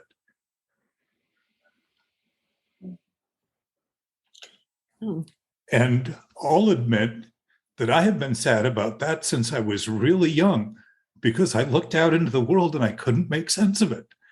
And it wasn't just the world not making sense, but my own ability to be led in directions that were tangible enough to start to make sense out of it by talking about it openly and honestly. The environments weren't always conducive to that. I suspect today, and I'm hearing people say, I don't know what to make of what's going on. I say, that's a great entry point. And I don't think that's uncommon. And I don't think we've caused the headaches we've created because this is any less than the pain we needed for the spiritual growth that humanity's been struggling with since the beginning of time. Think of the old story that I bring up with Adam and Eve. Adam kills his brother, the first two kids. Hey, Adam, Eve, how are the kids? Well, one's dead and the other's a murderer. They're great. Great kids. We really brought them up. First parents on the planet. And what does Cain say to God when God says, hey, where's your brother? I don't know. Not me. I didn't have anything to do with it. And we've been telling that story and not noticing the fact that it basically mentions that we are capable of lying in the face of a spirit that is undeniable, indivisible, inviolable, immutable, absolutely absolute. And yet we can maintain course thinking. All we need to do is mind our own business and do our own thing and feel better about what we're doing when often what we're doing is worse. And that's the sickness of this mental problem. And we're witnessing conditions on this planet that are not irreversible, but as long as we continue to act in the way we've acted, they're going to get worse. They're going to get worse. We can count it. If you're at the airport and a plane's 100 yards off the runway, you don't have to worry about if it's going to crash. Get the fuck out of the way. It's coming down. So my sense is when we talk about these little bits that we can touch on individually, every one of us has a lever of whether we're willing or not willing. And what's interesting is, or accepting or not accepting, what's interesting is if everything is as it is, doesn't even need us to be willing or accepted. It already is what it is. It frees us from thinking there's anything we need to do and start to see that it's already exactly who we are. And we have been crying, literally, over the lack of expression of that and mourning the loss of all the experience we've created that have been scarce rather than abundant. Yeah. And that, in the global sense, is what the traditions are about. It's about unity. It's about seeing when Bill was in a hospital bed and glimpsed that this message could be carried to others, he saw it happening worldwide. He didn't see a few people in his neighborhood that he happened to know and identify with. He thought of it as a human dilemma that could be resolved. We're almost 90 years into that discussion. And the essence of what he saw was the mental problem, and he named it in the book. He said the disease centers in the mind. Whenever we are disturbed, no matter the cause, something is wrong with us. The defects we have are defects of character. And what are those? Ideas that my character that I've made up, the characteristics I've made up about who I think I am is actually who I am. That isn't true. They're just thoughts I have. They're roles I play. Costumes I wear. I can choose all those things, but it doesn't make it who I am. It makes it choices I've made.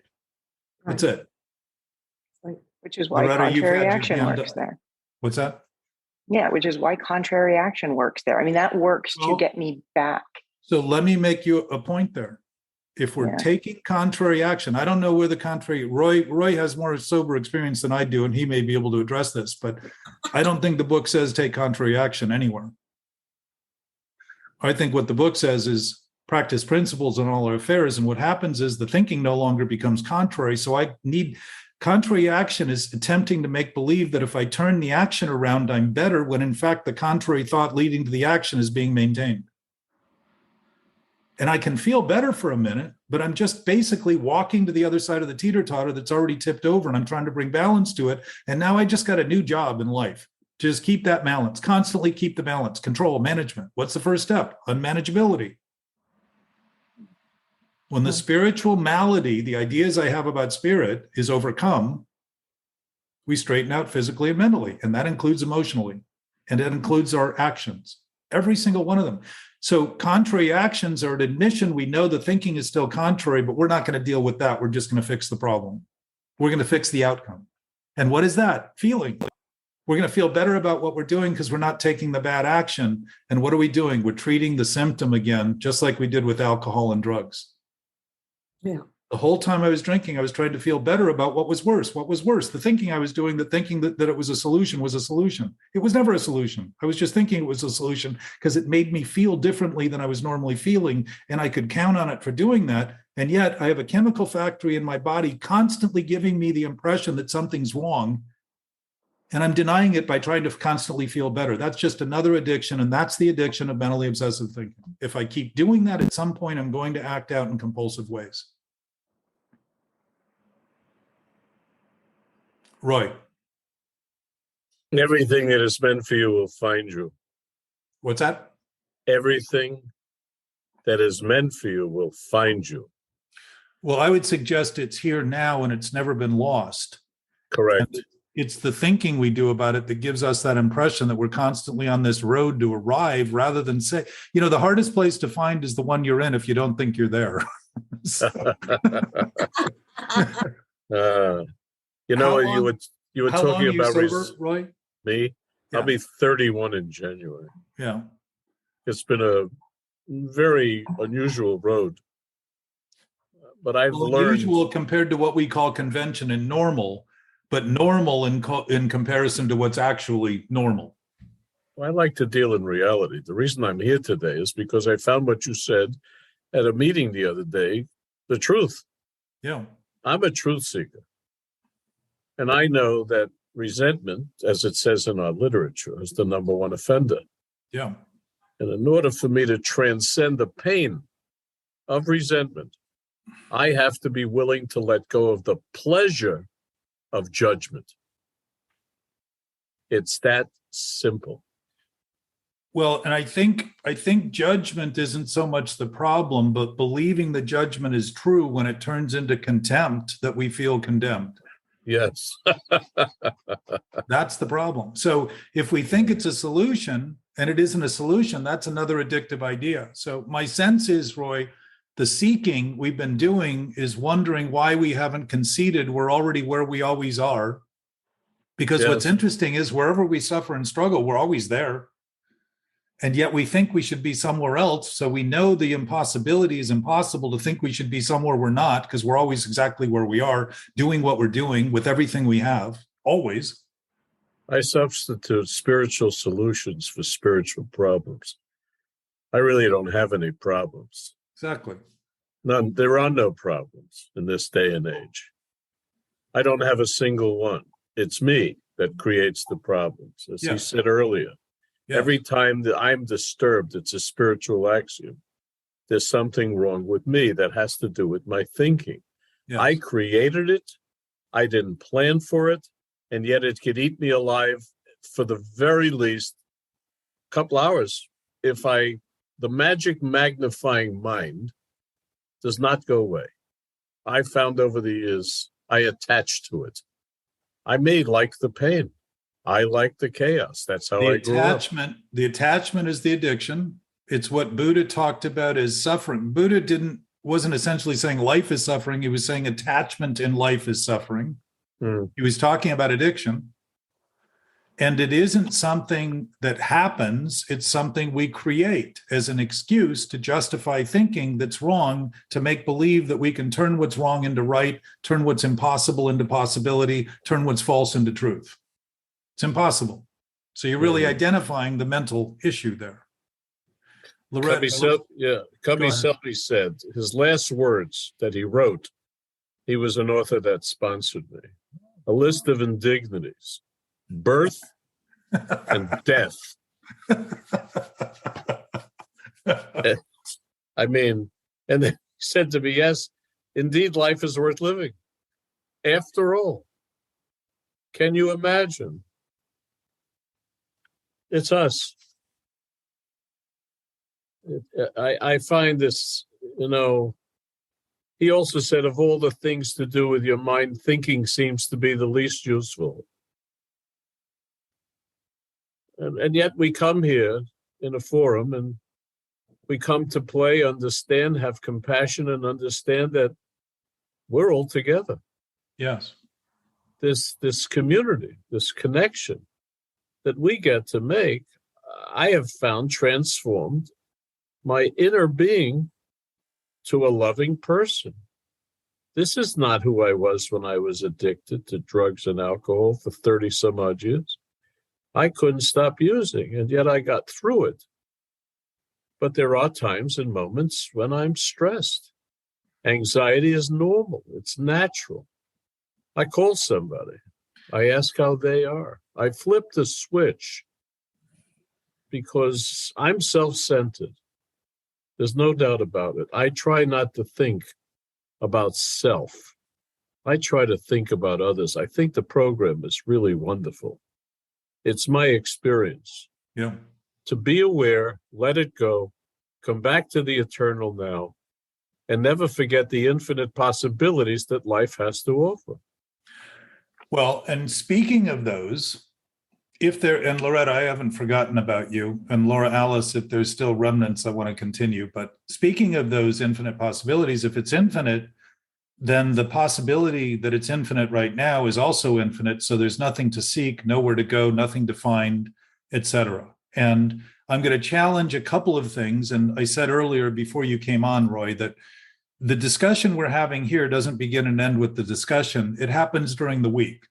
And a lot of times, some of the issues that are confronted immediately, it's so rare in my experience that we talk openly and honestly that sometimes there's a little shutdown to the conversation, and a little bit of time in between gives a little meditative comparative potential to start seeing that the internal dialogue can become a little overwhelming, like you talked about, Laura Alice. It can just kind of, like, I'm so prone to shutting down around things I'm denying that I make believe that it's the only thing I can do. And when I'm alone, I start saying, oh, I could do more, I could do better than that, or I am better than that. And one of the things I want to challenge you to think about during the week, Roy, is that your spirit, who you are, was never has been affected by what you do. The only thing that's been affected is the thinking you're doing that causes the actions that you take, and your human experience is affected by that, while you have a present knowing state that's never been disaffected or unaffected, because it can't be affected. Its effect is totality and wholeness and completeness and no ending and absolute. It's always, always, always who we are and what we are, where we are, always. And to think of it in terms of, you know, what I've learned is that thinking of itself creates a self-born of thought, ego. So I'm not thinking of myself, I'm thinking of my thinking about who I think I am. There is no self to think of. There is no self to think of other than the thinking I'm doing about the self I think I am. And to think of that as something I can't do and need to stop doing is to dispossess my experience of the potential to create that experience, which would have me then at odds with stopping, because I don't think it's something I should be doing, rather than, like we were talking about with Laura Alice, embracing it and saying, well, fuck. If I'm doing it, I might as well just say I'm doing it. And it's as simple as saying, wow, if I'm doing it, this may be revealing to me something I don't even think I'm doing, so that I can begin to actually peer into the motives, which Bill talked about. We're looking for the underlying motives, the morals. What are the morals in my life if I think the best thing I can be doing is denying what I'm doing? That's immoral. There is no moral in that. What I'm trying to do is uncover that structure of thinking I did for so long. And the morality all of a sudden becomes natural, and virtue becomes natural. So there's nothing contrary I need to do, because everybody is saying, no longer saying you're such an asshole. They're saying thanks, because they're actually getting some benefit. And I'm no longer looking at people and saying, fuck you. I'm saying, thank you for the experience you just gave me to notice my limits. Before, I would have said it was your limits I was struggling with, and you're an asshole, and get the fuck away from me and keep your distance, and I don't want anything to do with you, and you're toxic. When who's toxic to be thinking that someone else has more power over me than the thinking I'm doing that's so immediately associated to the pain it creates? It's impossible. So those are some things to ponder during the week. And you will know as quickly as you already know truth and reality, because you will know conflict as being an indication of something in thought that's conflicted. And Laura Alice, what I have learned is that when there's conflict, I just know I'm lying about something. Like I've said before, I know I'm up to something. right? And I'm really not up to anything other than the idea that it's come up. And if it's coming up, it's something I'm doing that I'm trying to hide. And when I'm finally willing to see it, like the sadness, when I'm finally willing to concede it, I start seeing that this isn't new. It's happening newly, but it's an old age excuse I've been using so cleverly as to think it was something I wasn't doing. So the anxiety that I think just comes up. Anxiety and stress are normal when they're normal, but when they're created internally and we become the enemy we're trying to protect against, that is an abnormal use, and abuse, I would say, is abnormal use of self and the whole concept of self. It isn't that we can't make up who we are, it's that we're free to make it up. And if we forget that we made it up, we think it's who we are and start fighting for the thing we think we are, rather than recognizing it just made up. It's an illusion that we think is real and all of a sudden becomes delusional, and we wonder why we struggle. Could you talk about the gift of intuition? Knowledge beyond reason is the definition of intuition, which means there's no thinking. Reason is a function of thought. And when we start thinking all we are is thought and who we are is thought, it's unreasonable to pretend it's reasonable. So it obscures our attention because we're focused on that insanity, thinking somehow we'll straighten it out, rather than say, it's my focus on it that's continuing to maintain it. Yeah. Rather than see that the knowing nature of intuition, book says we will intuitively know how to handle situations that used to baffle us. What's baffling me is the conflicted nature I create by thinking I'm going to sort out the thinking with the thinking that caused it. Because if I'm thinking about thinking, I'm thinking with the same thinking that's causing the problem. And it'll never solve. And that's the lingering low-grade viral condition of this mentally obsessive condition that most humanity is trying to escape. Look at the partying going on the planet. We're snorting $30 billion worth of coke a year in the United States. That's a lot of coke. That is a big line. That's probably a line from one end of the country back and forth, and no straw is big enough to even contain it. Half of the planet. Yes. I mean, Even Ike Turner didn't do that much. yes. And trust me, I was in the studio for 3 years. And Richard Pryor. That's right. Yeah, he lit himself on fire getting so consumed. He got so consumed with freebasing that he lit himself on fire. Burning Man. Pretty good indication. Yeah, it's called freebasing. I used to have somebody help me with that. I couldn't do it. But the experience was mind-boggling. So the sickness doesn't end with sobriety. It gets clearer. What we were oblivious to when we were altering our experience becomes obvious. And yet, Laura Alice, when I'm doing things and don't think I'm doing them and they keep growing, I'm doing in that seeming subconscious way the same thing I used to do when I lied about something I did that I didn't want to get into trouble for. Right. And I've built that into my system to such a mastery that I think it's convenient and I think it's pleasurable because it can create denial. But immediately the chemical factory in my head starts overusing adrenaline because it senses emergency and starts depleting serotonin and dopamine and oxytocin. All the things that it would be doing naturally to give me a sense of well-being are stripped from my body's ability because it's undermined by an overuse that's completely unnecessary, other than the own inducement of the anxiety I'm creating by the thinking I'm doing. That's a problem. So there is something there. Yes. Well, oh my God, yes. Our body's pharmaceutical capacity is greater than any chemical factory on the planet. Our brain knows. Endorphins were discovered sometime in the 60s or 70s by marathon runners like Jim Fixx, some of the guys who were long distance runners, and they started recognizing this euphoria that was created. It's a natural opiate created in our brains. What's it caused by largely? Breathing, surprisingly. What do we have now? Breathwork classes. We need to teach people to breathe. Apparently, we're not breathing very well because we're not sitting up straight. We're not standing straight. Our posture is impaired. Because we're collapsing around the weight of a heart that feels so heavy that we've got to hide it and protect it and go back into the womb. We're becoming embryonic in our posture. Whatever you do, don't shut the heart down. Open mind, open heart. Yeah. Same as the application in the third step. I've changed it. I now turn my will and my life over to the amazing coincidences in my daily life. I have no idea what else there is. But I know that's part of a thought process, which enters my soul and my spirit, which is good. Think also of coincidence as coincidence. It means it's simultaneous, it's synchronous, it's absolute, and it's always what's happening now. Yes. So what do we use it as? As some random occurrence? No, it's not random at all. It's the absolute nature of the circumstance we face constantly, always. It isn't some rare occurrence. It's happening all the time. It's God's way of remaining anonymous. Loretta. Yes. You've had your hand up for an hour and a half. Well, I could have taken it down because I think it's been answered, but I'm not one to believe in like the 5 stages of grief, but of facing and addressing sadness, so to speak. Let's say the things that we do stuff when we're frozen, and we do push those down.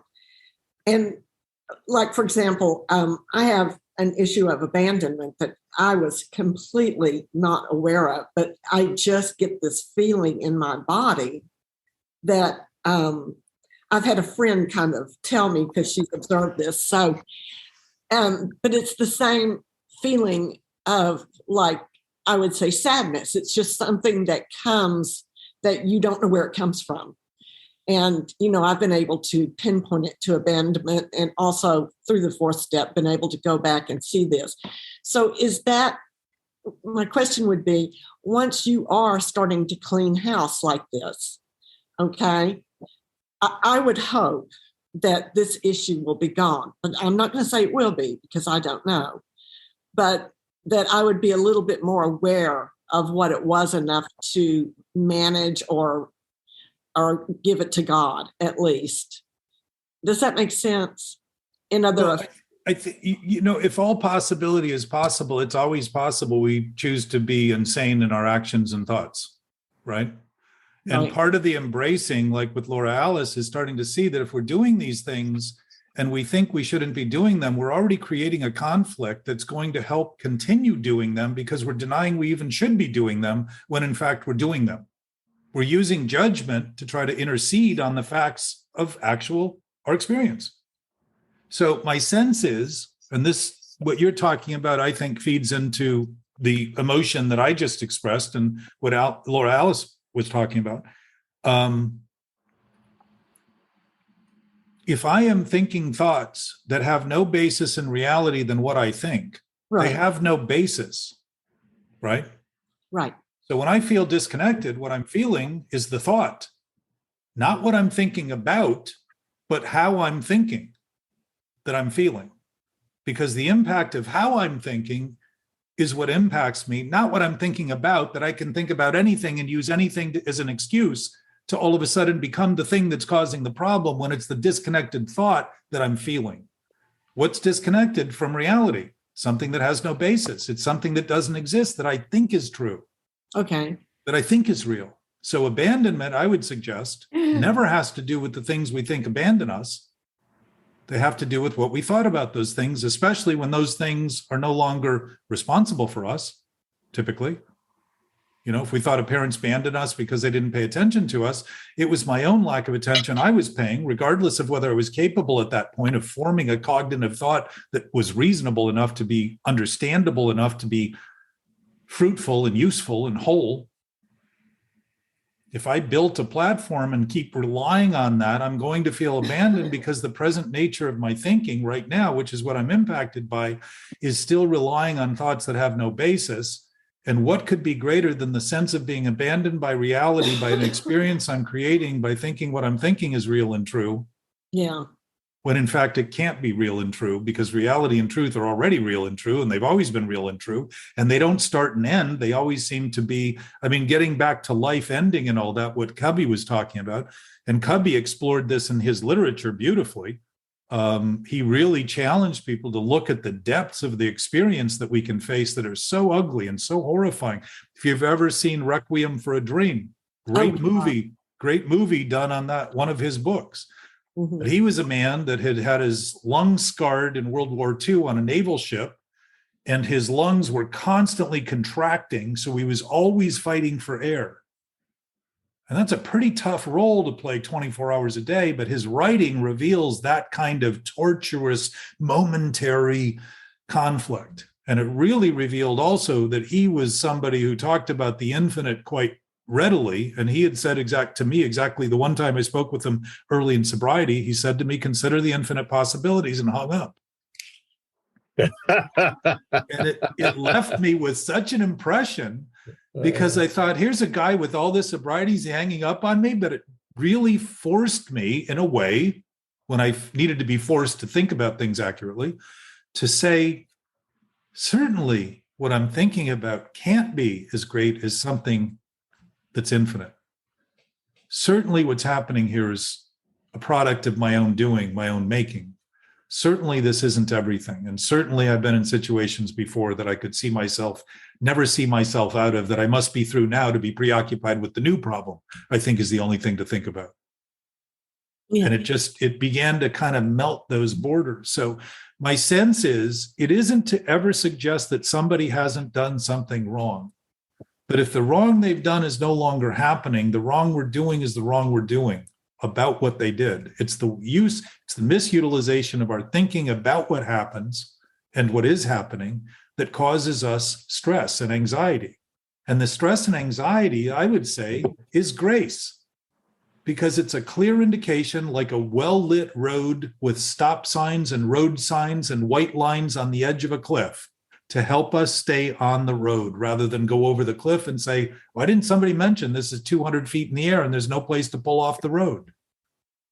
It's our guidance system. It's our manual. It's literally our living manual, like the operator's manual in a car, that's very helpful to read in relation to the utilization of that car. Things that we never thought could happen in the car all of a sudden become possible and utilitarian, because they become useful, because we recognize, oh, that's what that button's for. And if you press it twice, it does that. That's helpful. These road signs we get of anxiety, stress, demoralization, sadness, grief, mourning are all telling us about what we're doing now.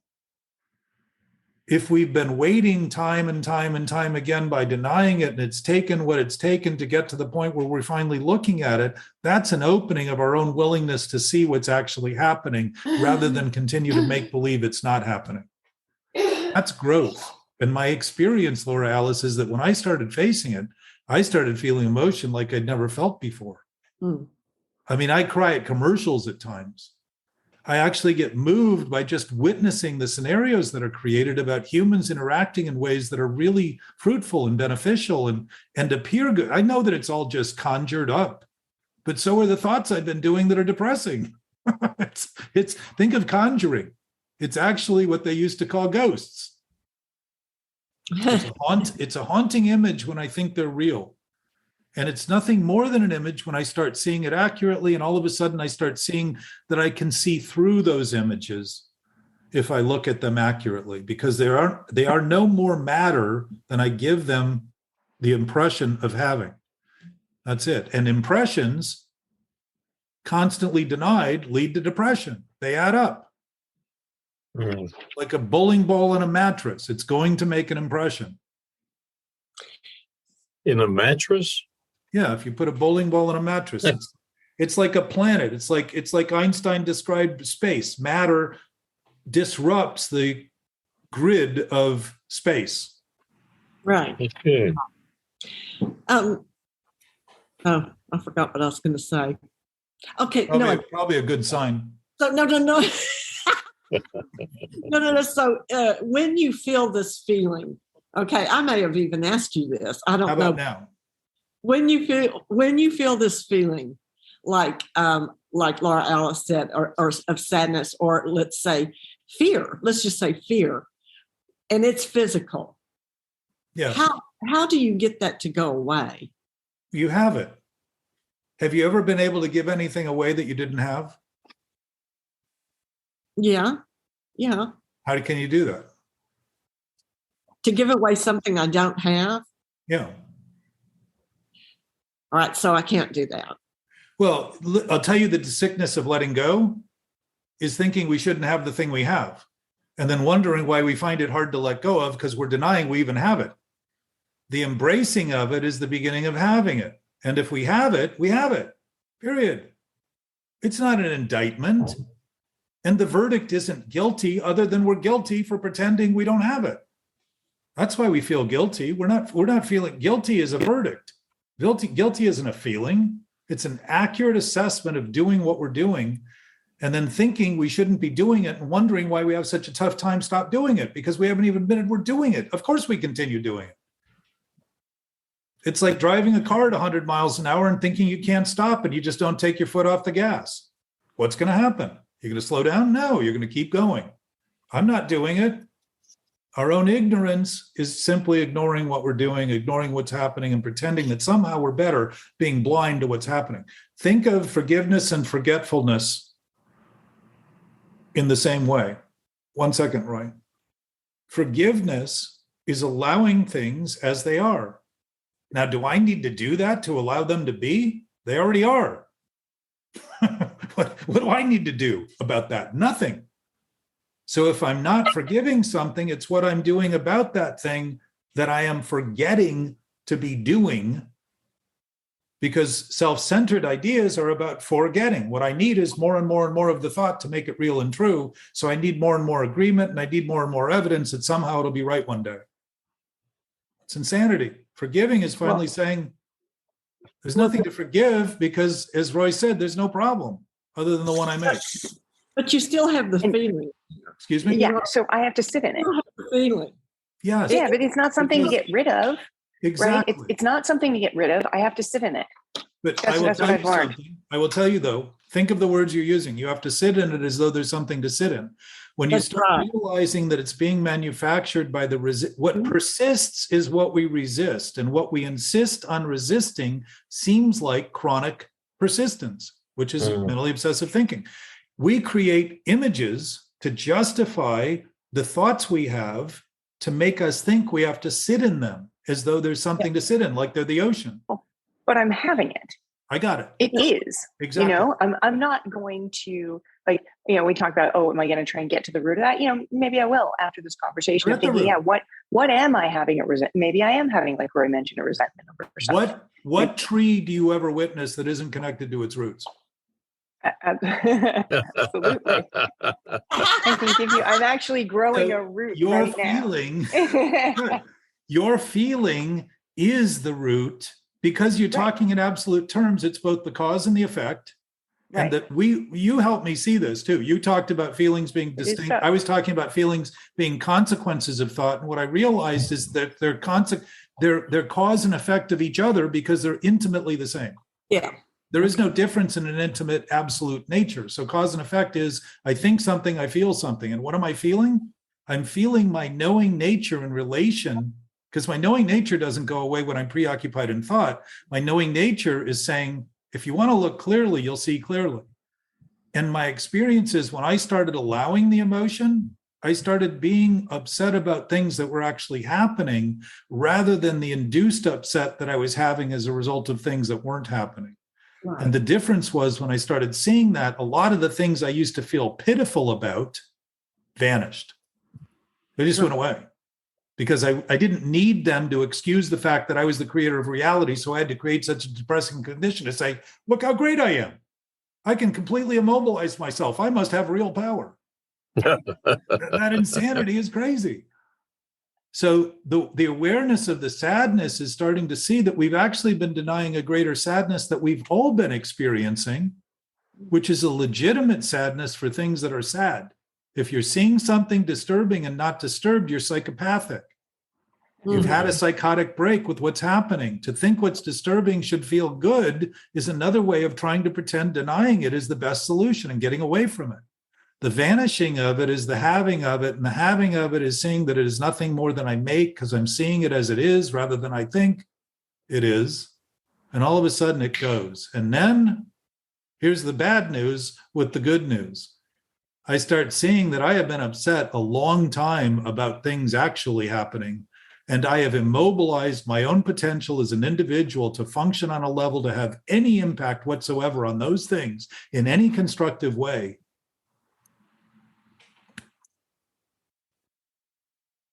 And I live with that right now on a daily basis, seeing that we are not suffering alone, and nor is anyone else suffering alone. We are suffering as a consequence of our collective ignorance and making believe that somehow we're not part of everything.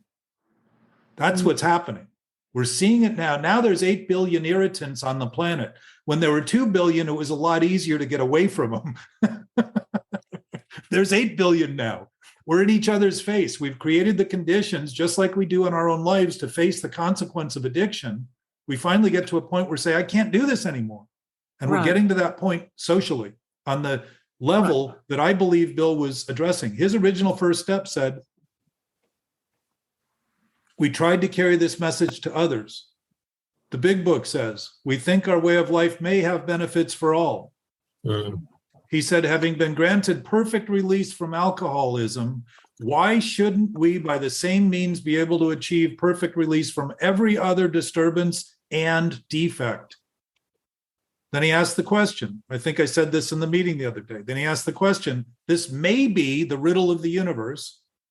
Who are confounded by riddles? But people that think. The universe isn't confounded by the riddle. And then he answers it by saying, maybe the answer is in the mind, only in the mind of God. What does that mean? We are in the mind of God. He's answering. He didn't do anything in the book that made it impossible. When he said, let go, absolutely, that wasn't a torture test. It was starting to see that if we've only been hanging on to delusions, there's been nothing we've been hanging on to the whole time, but the idea there was something to hang on to justify the sickness of our own thinking. There's nothing there. As Roy pointed out, there are no problems but what we make of them. What does Shakespeare say? There is no good or bad, but the thoughts we have in relation, not that's paraphrased. We are actors on a stage. What are actors? People that act out. What do we act on? Thoughts. Every action we take outwardly is voluntarily based on a thought. If the corruption is in a thought, the action is going to be corrupt. What have we been doing? Acting corruptly on a planet that we've taken toxic thought to toxic pollution and said we don't have anything to do about it. Any different than how I treat my own experience? No, same thing on a global scale. We're a species. We're the only species that goes to war to kill significant portions of the species in the name of being right. Lions and tigers and bears do that.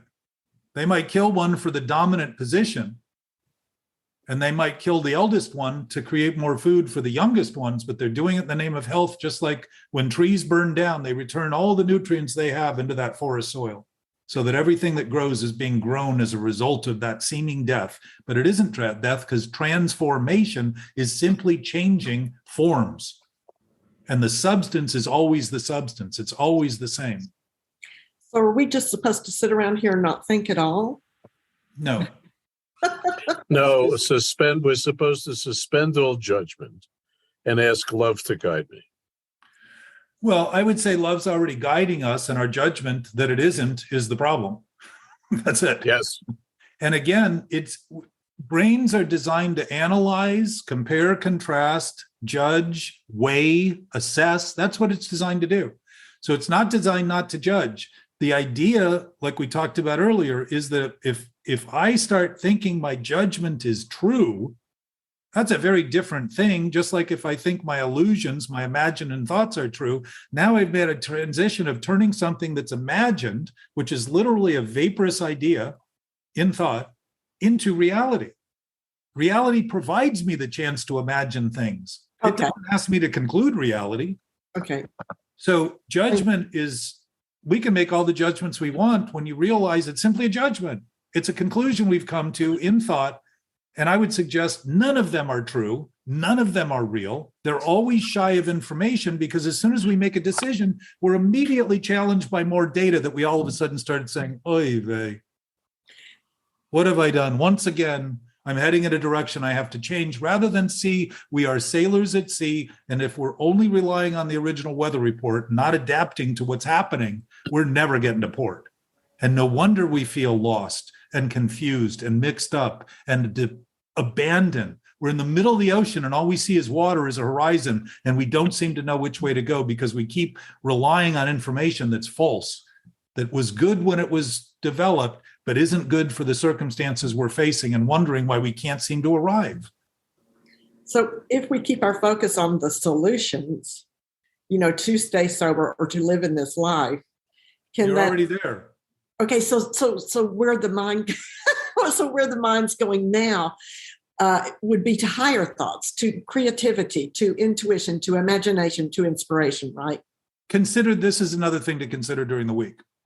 Mind and brain are very different things, and yet they're the same thing. Because when you start dealing in the absolute, you're starting to deal with things that are and aren't simultaneously. All right. So if the mind is a knowing nature, it's not the brain. Life isn't limited to what we think of it. Life is life. And ironically, life seemed to be life before we started thinking as a species. Pretty good evidence that there was some knowing nature that existed well before, like Roy was talking about intuition. There was a knowing nature that was essential to life well before we started thinking about it. So it can't be what we think about it that's true and real. So if we have a mind and it's who we are, and it isn't based in space or time because it's infinite, then we already know we know right now. Okay. Then the question is, what are thoughts designed to do? Are they designed to think of themselves or express that knowing nature? Expressing, yeah. Yes. You know why? Because we will all of a sudden know, think of what instinct does for us. Instinct allows us in certain circumstances, and what's interesting is it backfires when it comes to mental problems, has us do the exact opposite. It has us do the thing that threatens our life when in fact instincts are designed to have us avoid threats. So if we're being chased by a bear, we typically know what to do. We typically don't start debating with the bear whether or not it's going to eat us. Right? And if you're in an intersection and the car's doing 80 miles an hour, few people stop and say, I wonder what the best thing to do here is. Our feet are normally 3 feet ahead of our head running. Why? Because we know what to do, because our instincts are designed to help us survive so that we can thrive. Yeah. That means we can do more than we need, so there's more for everyone because we've been given more. We've been given everything. Why wouldn't we act in accordance with everything and give everything and realize that's our nature, unless we were thinking sickly about our thinking about our thinking is the only nature we have and end up dysfunctioning as a result. Okay. I have one suggestion. So the contemplation, Loretta, real quick, is to just think of mind as absolute, infinite, and knowing, and think of thinking as something we do. Thinking's in a brain done by a body for the body. It's really there to help serve the body. When the thinking starts undermining the potential of the body to survive, clearly there's something wrong with the thinking. Okay. It's not the mind that's wrong. It's not our essence that's wrong. It's what we're doing with what we have. Just like somebody who gets a car and says, it only turns left because I keep turning the wheel this way. And that's all. Whenever I turn the wheel to the left, that's all the car does. And that's all the car can do. And I just keep going in circles and wondering why. And the car is screwed up. That isn't a car that's screwed up. It's a thought. Even though my mother's first date, as she described it, was in a car with a guy that said it can only go right. So they couldn't make any left turns. So we had to go around the block and keep. But in a normal car, you get to, like choice. One thing inherent in choice is the option to choose anything possible, which includes what's impossible to be thought of as possible.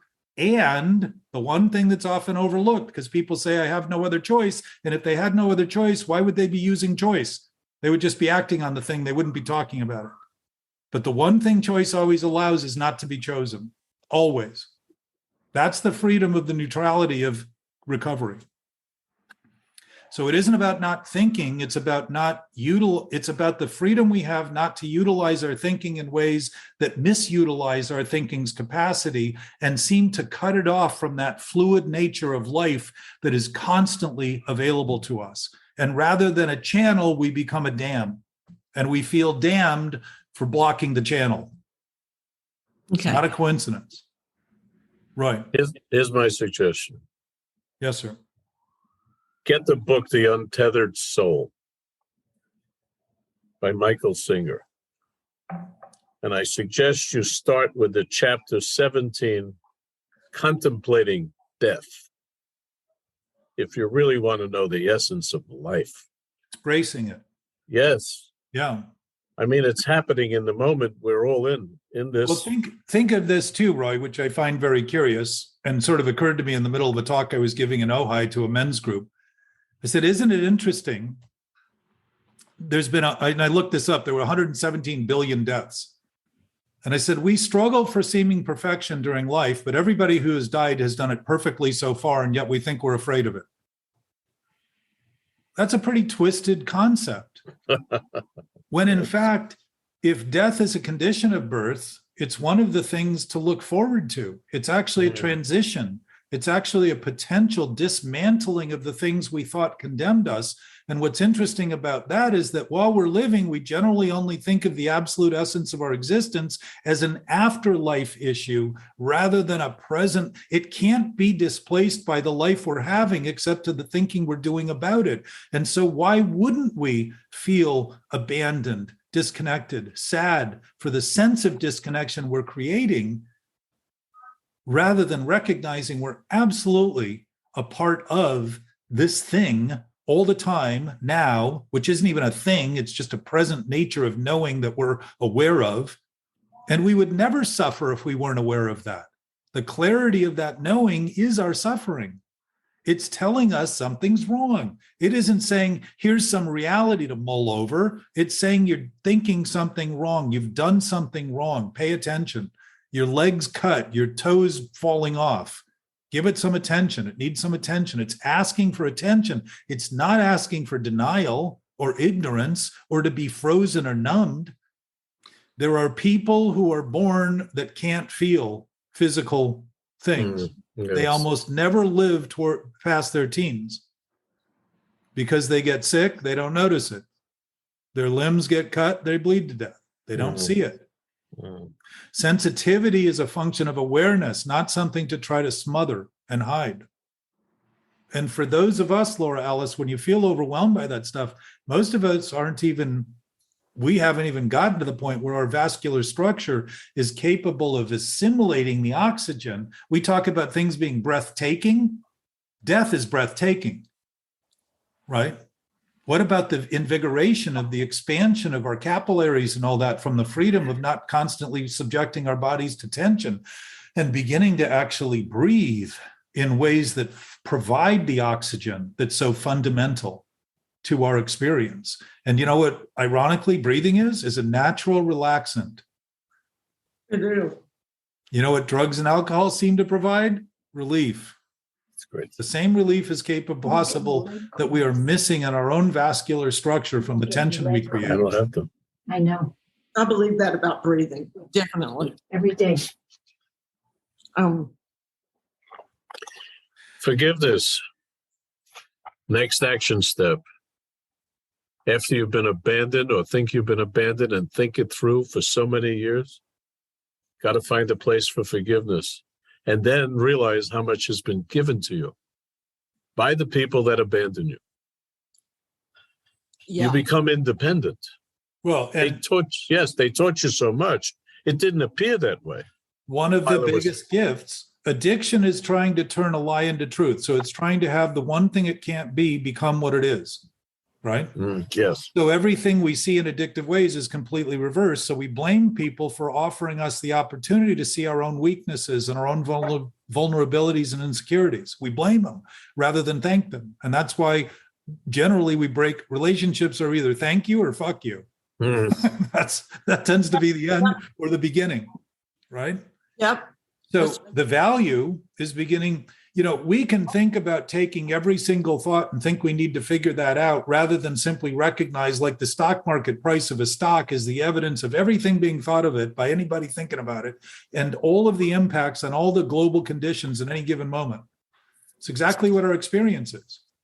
It's the sum total of everything happening in any given moment and includes everything we're thinking about what's happening. So to see the sadness and just say, wow, I'm sad. I am not sad, but I'm experiencing sadness. My body is giving me a little bit of a roadmap here. And when you start to have it, you'll see, again, as I said before, it will dissolve in the immediacy of the thinking you're doing about the thing you think you're thinking about. It just starts to dissolve. But the deeper awareness of the fact that we have been upset as a species, and we should be upset based on the actions we've been taking as long as we've been taking them, and haven't seemed to be collective enough in our resolve, think of that. The word resolve is to resolve something over and over and over. Our resolve has been to make it worse, thinking someday it'll get better. The kids are our future. They'll take care of it. Meanwhile, we're going to make a bigger mess out of it. Reincarnation has me looking toward another life to finally confront what I'm unwilling to confront today, but not even mention I'm unwilling to confront it now. I'll fix it in the next life. Where are you going to be, Jack, in the next life? Right where I am. Okay. Right now. Right now. Yeah, I want to know God's thoughts. Actually, more than that, right where we are right now. Yes. Yeah. It's a good place. It's small, it's intimate. When you realize it's the only place we've ever been, and going to your point about forgiveness and acceptance and all that stuff, if there's anything we need to do about it, we're doing it within thinking, rather than starting to see that things are already what they are. People aren't in contempt because we hold them in contempt. Mm. It's what we're doing and the way we're seeing the world, that we're seeing the world, not the way the world is. The world is the way the world is right now as it is, not the way we think of it. So it isn't what we're thinking, it's how we're thinking that we struggle with. And to talk about it, since we share in common the absolute common nature of peace and tranquility and quiet and serenity, that's the nature of a knowing awareness that never changes. There can't be any conflict in it if it never changes, and there can't be any conflict in something that isn't in bits and pieces. So for me to think I'm glomming onto a piece of it and holding that as reality is put myself in opposition to all of it and think that somehow I'll survive and win out in that argument. It's just a choice. It isn't something I should stop doing. It's something, as I begin to admit I am doing, simply in my experience, and say, if it's happening, it's happening. And if it's happening and it's a sick idea and the sick idea is happening, and I can have what's happening happen because it's happening, again, I don't have to have it for it to be happening. But if I begin to align my thinking with it, I'm introducing my thinking to my absolute nature, and the thinking will straighten out naturally because I will no longer relying on the thinking of the thinking of the thinking to think I'm going to solve it. Okay. And that's effectively an awakened meditation. But can you imagine how well we're all doing if you really get 80,000 thoughts all day? If what? If we get 80,000 thoughts a day. Is that all you have? Well, I'm just using it as a number. Jesus. I'm not as elevated as you are, Jack. No. But, I'm saying I have many more. That would seem to me. Imagine how well we're all doing, and yet we deny that. Yes. Okay. Ability to recognize. To that point, in this coming week, Roy, consider that it's what we think we're not thinking that really plagues us. And so when we feel plagued, just start to consider that that's actually our awareness of what we think we're not doing, poking up a little bit into our willingness and into our looking. We're willing to start looking at what's actually been going on by thinking we're starting to see it a little bit, which means we've been denying it completely in our thinking. Well, awareness is the neutralizer for my inner critic. Well, our state of ready awareness is a knowing awareness that never ends and never changes and is always present. So the criticism we see is coming from the awareness that something is being criticized. We wouldn't have the clarity to see any of that stuff. We wouldn't suffer if suffering was our nature. And I used to say to Cubby, how do I handle my emotional pain? What do I do? And he said to me, say the following. I said, okay, hocus pocus, hocus pocus, take away my pain. That's good enough for me. And then he hung up. That's my solution right there. I'm done. Yeah, problem solved. Thank you, Roy. Sitting here waiting for that. Thanks, LA. That's the opener, not the closer. So the week in between is just a time to kind of contemplate on some of these ideas and start to see the ideas we have about it is what gets the ideas racing. And we're sad about that, to be operating at that level, because it's really a function of dysfunction. We're undermining our capacity by thinking our only thing to do is something that has something to do with nothing happening. That's a distraction. And it isn't fulfilling naturally. And it isn't satisfying naturally. So we're constantly, it's going to feed this sense that we need something else, more food, more this, more that, more potato chips. Oh, I love it. I'm afraid there's nothing left to get. Yes. Well, then you would have nothing to be afraid of. That's right. That's the truth here, and that's recovery. There's nothing Yes. left to get. Yes. Well, there's I- always Lay's potato chips, Lay's potato chips, Roy. Yes, Well, I and understand. Loretta, you're 56 days in. You're starting to look at things. The job here is, my experience is, if you look, you see. And when we're looking only through the eyes of understanding, which is another form of seeing, and the understanding we're doing is misunderstanding, we're only looking and seeing what we think is there, and we're only hearing what we think we hear, not what's actually being said and what's actually being seen. And to start just noticing that is to start to become aware that there's a very, very disturbed nature to those experiences that all of a sudden becomes obviously a guidance system that's obviously telling us that we can't be aware of if we're drugged or in some sort of stupor, some sort of coma. And yet Ty, what's that? I wanted to ask Ty how he is. I think he left. No, he's right in front of me. I'm good. You're good. Yeah. Oh, there he is. I just wanted to say hello. Well, it's very kind of you. Well, I have to find that button. Trust me, it doesn't come easy. I'm from Brooklyn. Okay. Well, Yeah. that doesn't make you a bad guy. No, well, I think it was in the water.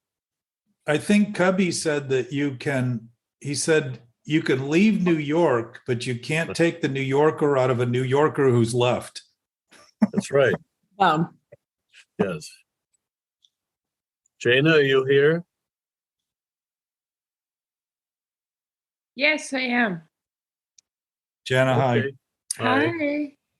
Just want to say hi to everybody. And Sturgis? Roy, you're a Robinson. I was a Robinson for 40 years. You were? I was born a Robinson. Oh, wow. Why did you go? I hooked up and took another name. Well, are you happy with the name? Sure, why not? Now I'm Robinson Bradford. Oh, I love that. That's really a cool name. It's good to laugh. Jana's in Hawaii. Yeah, Okay. so I'm actually exactly, the guy from England said it was 6 and it was 7 here a.m. when it was 6 p.m. there. So we must be 23 hours apart. Wow. What island are you on? I'm on Maui on the North Shore. Oh, I love Maui. They have the greatest marijuana in the world. Mhm. Well, I started growing it at like 11 years old in Venice, and then I got a scholarship to go to college here.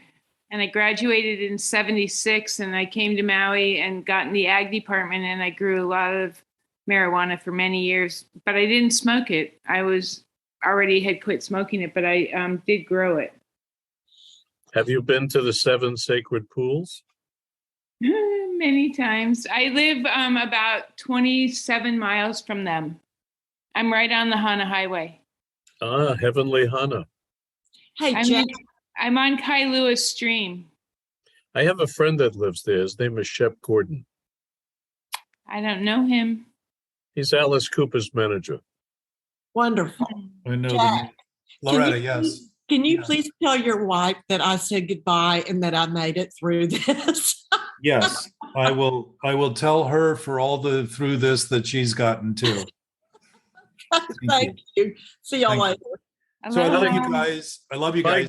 Thank you Thanks so for much, saying, Jack. hello, I'm Roy. familiar with your Michael to you Sanger guys. and the chapter Thanks, everyone. 17. Hello. Hi. Sturgis, hi, how are you? Hi, guys. Hi. Hi, Sturgis. Good to Sturgis. see you. How's everybody? How's Wonderful. that baby? She's real cute. She's hanging in. Can you She's- show her to us?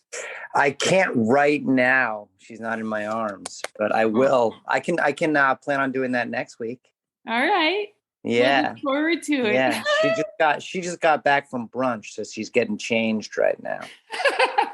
Yeah. It must be fun to be a baby.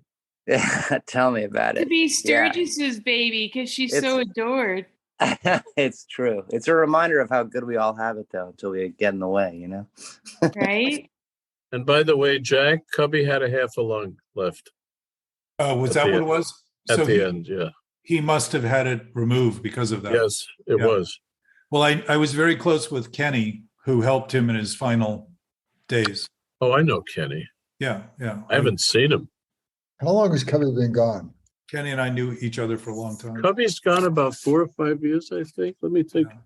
I used to have his picture on my desk here. I don't You have know. beautiful hands. You just showed us your hands up close. They look beautiful. Right, Laura Alice? Didn't Who you has just be- notice his hands were so beautiful?